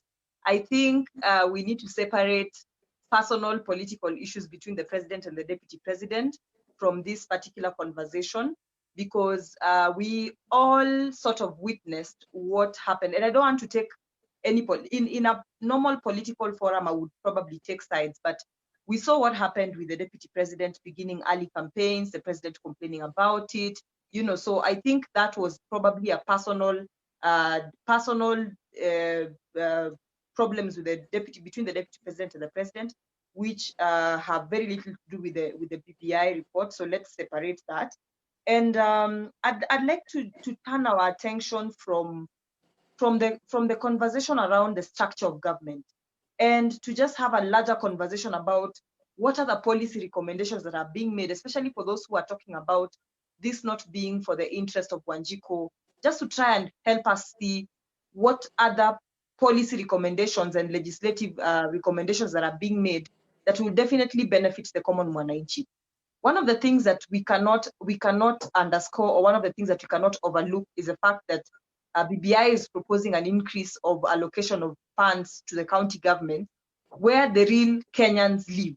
where the real Kenyans who are probably the reasons as to why you guys in the diaspora work so hard to remit back to the country to support back your families live. A majority of Kenyans live back in mashinani.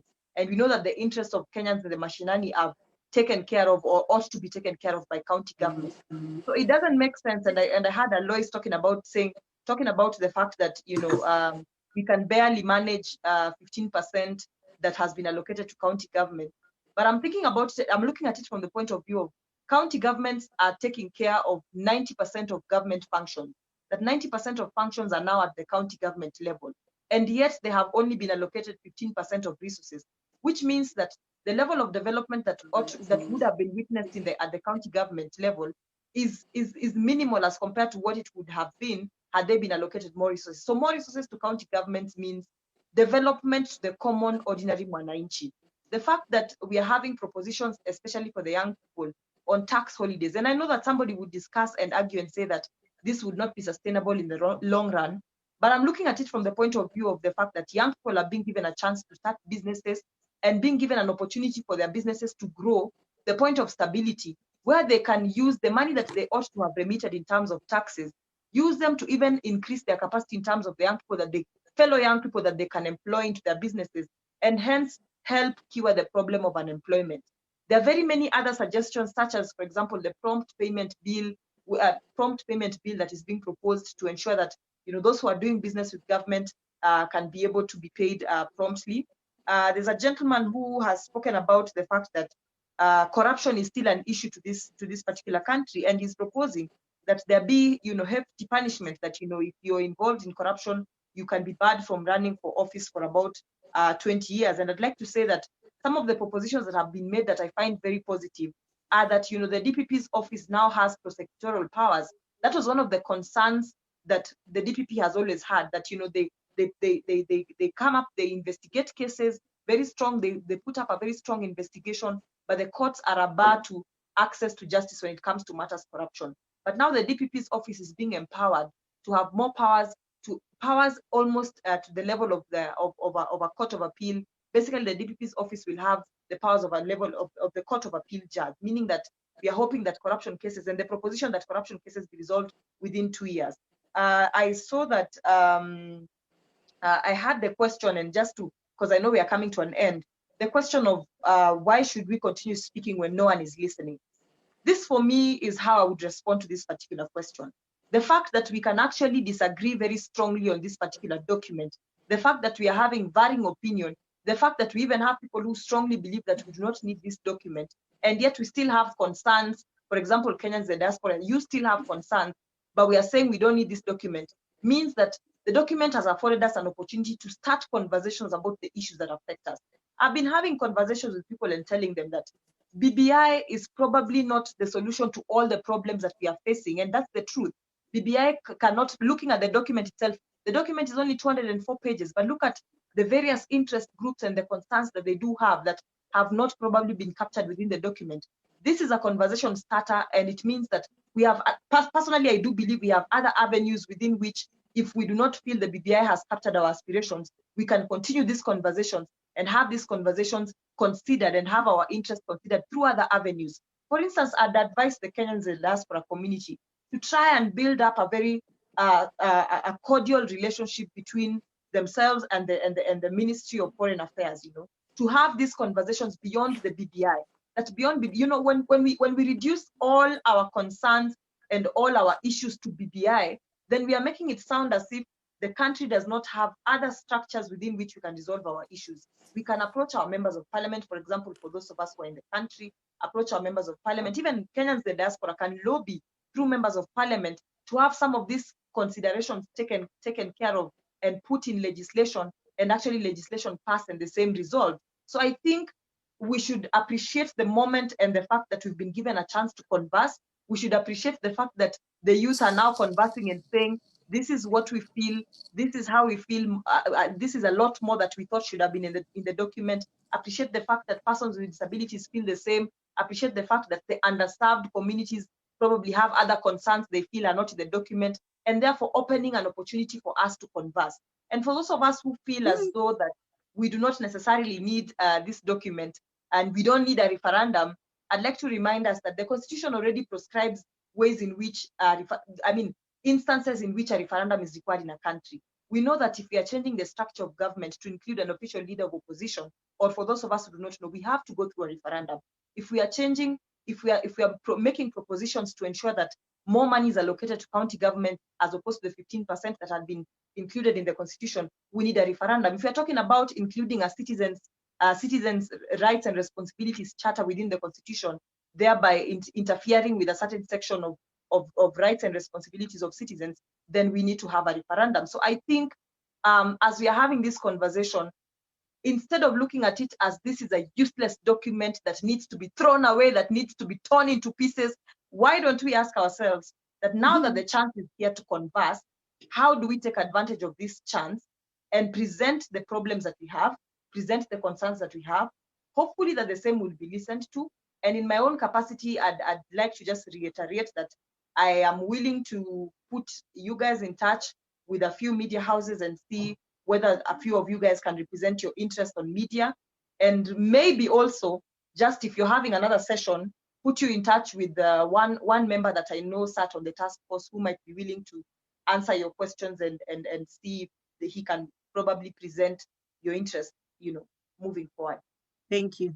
Thank you very much, Ruth, for that. I think we'll organize again when is the next session, whether it's next week on Saturday or the Saturday next, or we can still do it next week on Saturday when it's still hot. Somebody's actually telling me boxing is about to start, and I told them they have to stay here and start where they finished. Boxing is not important right now, and that's where we miss it, because now we are thinking of boxing and we're talking about something important, BBI. I'll tell them off, I'm not call their name. All right. So just to finish, somebody said, I actually hear you. I'll just read this and then I'll go to Weldon so we finish. Somebody say, Ruth, I actually hear you. But the question is, why do we need BBI to do this when the Constitution has not even been fully implemented? Okay, so I'm sure you will go and respond to those questions. So I'll go to Weldon before we close, and then we'll let you know if we're going to do it next week on Saturday. Thank you so much, Weldon. Thank you very much. And I want to say that Ruth was here as our guest so that she can help us answer questions, because she's our lawyer friend, and there was nothing else that she was coming to spy for, actually. To sum it up tonight, this is our first night as Kenyans in diaspora. We all agree on one thing, that even with all the beautiful proposals we had from Eric Moses, our interests were never captured by the BBI. We ask ourselves today, Kenyans in diaspora, over 4 million Kenyans, which we have seen in 2019 that we gave around 280 billion shillings to the Kenyan kitty. What is the way forward? You see, it's up to us that we should not only depend on the BBI, as we heard from our members today, that BBI is basically from two men who had to shake hands and decide what they want to do.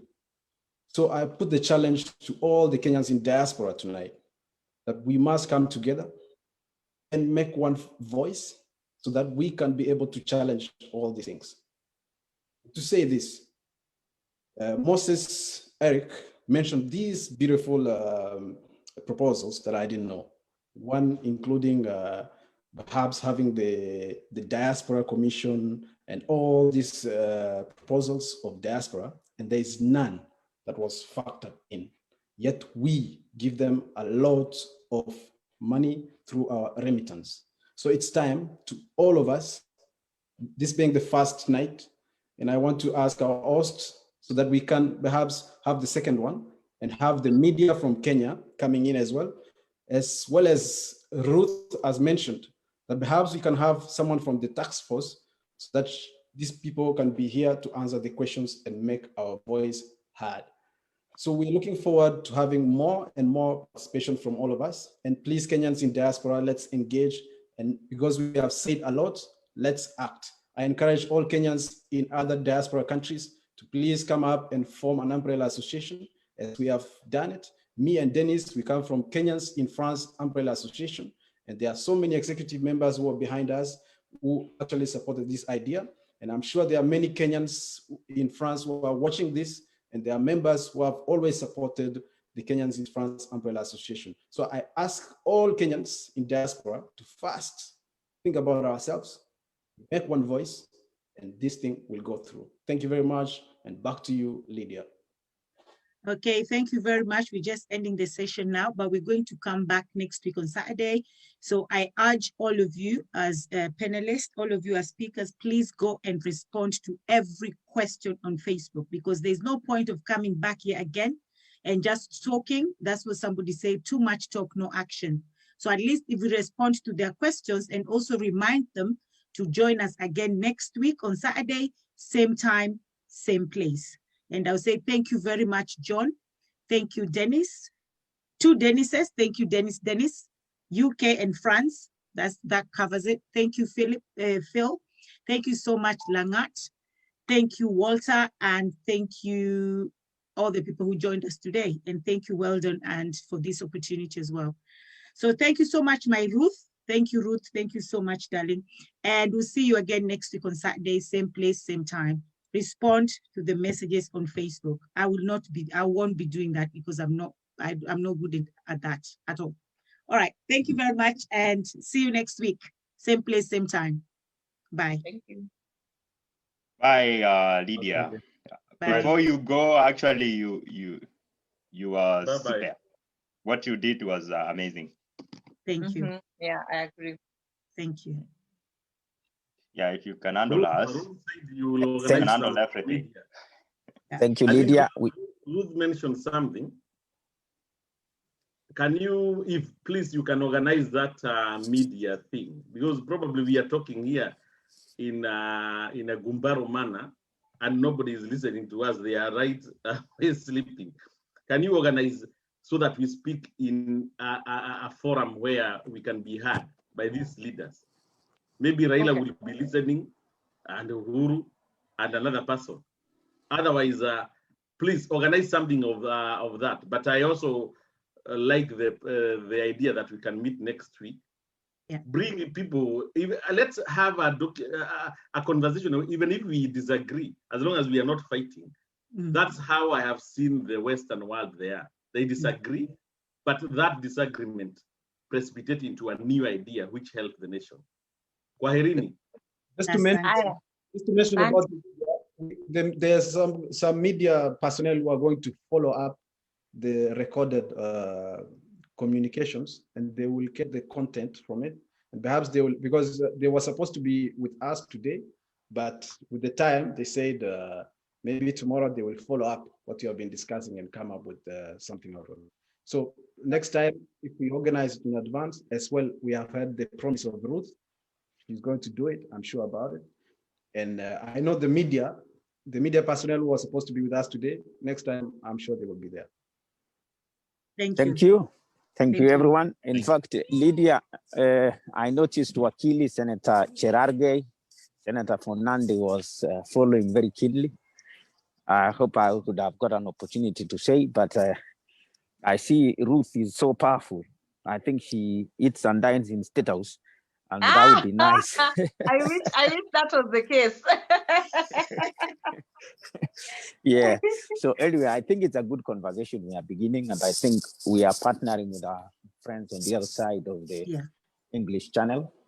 So we should keep the conversation. Otherwise, thank you so much. I'm happy to be part of this conversation. And Lydia, put me in touch with my brothers, Dennis and Weldon, so that we can talk to Lugha ya Maziwa. Lugha ya Maziwa. Thank you. See you everybody next week on Saturday, same place, same time. Thank you. Bye. Thank you. Bye, everyone. Good night.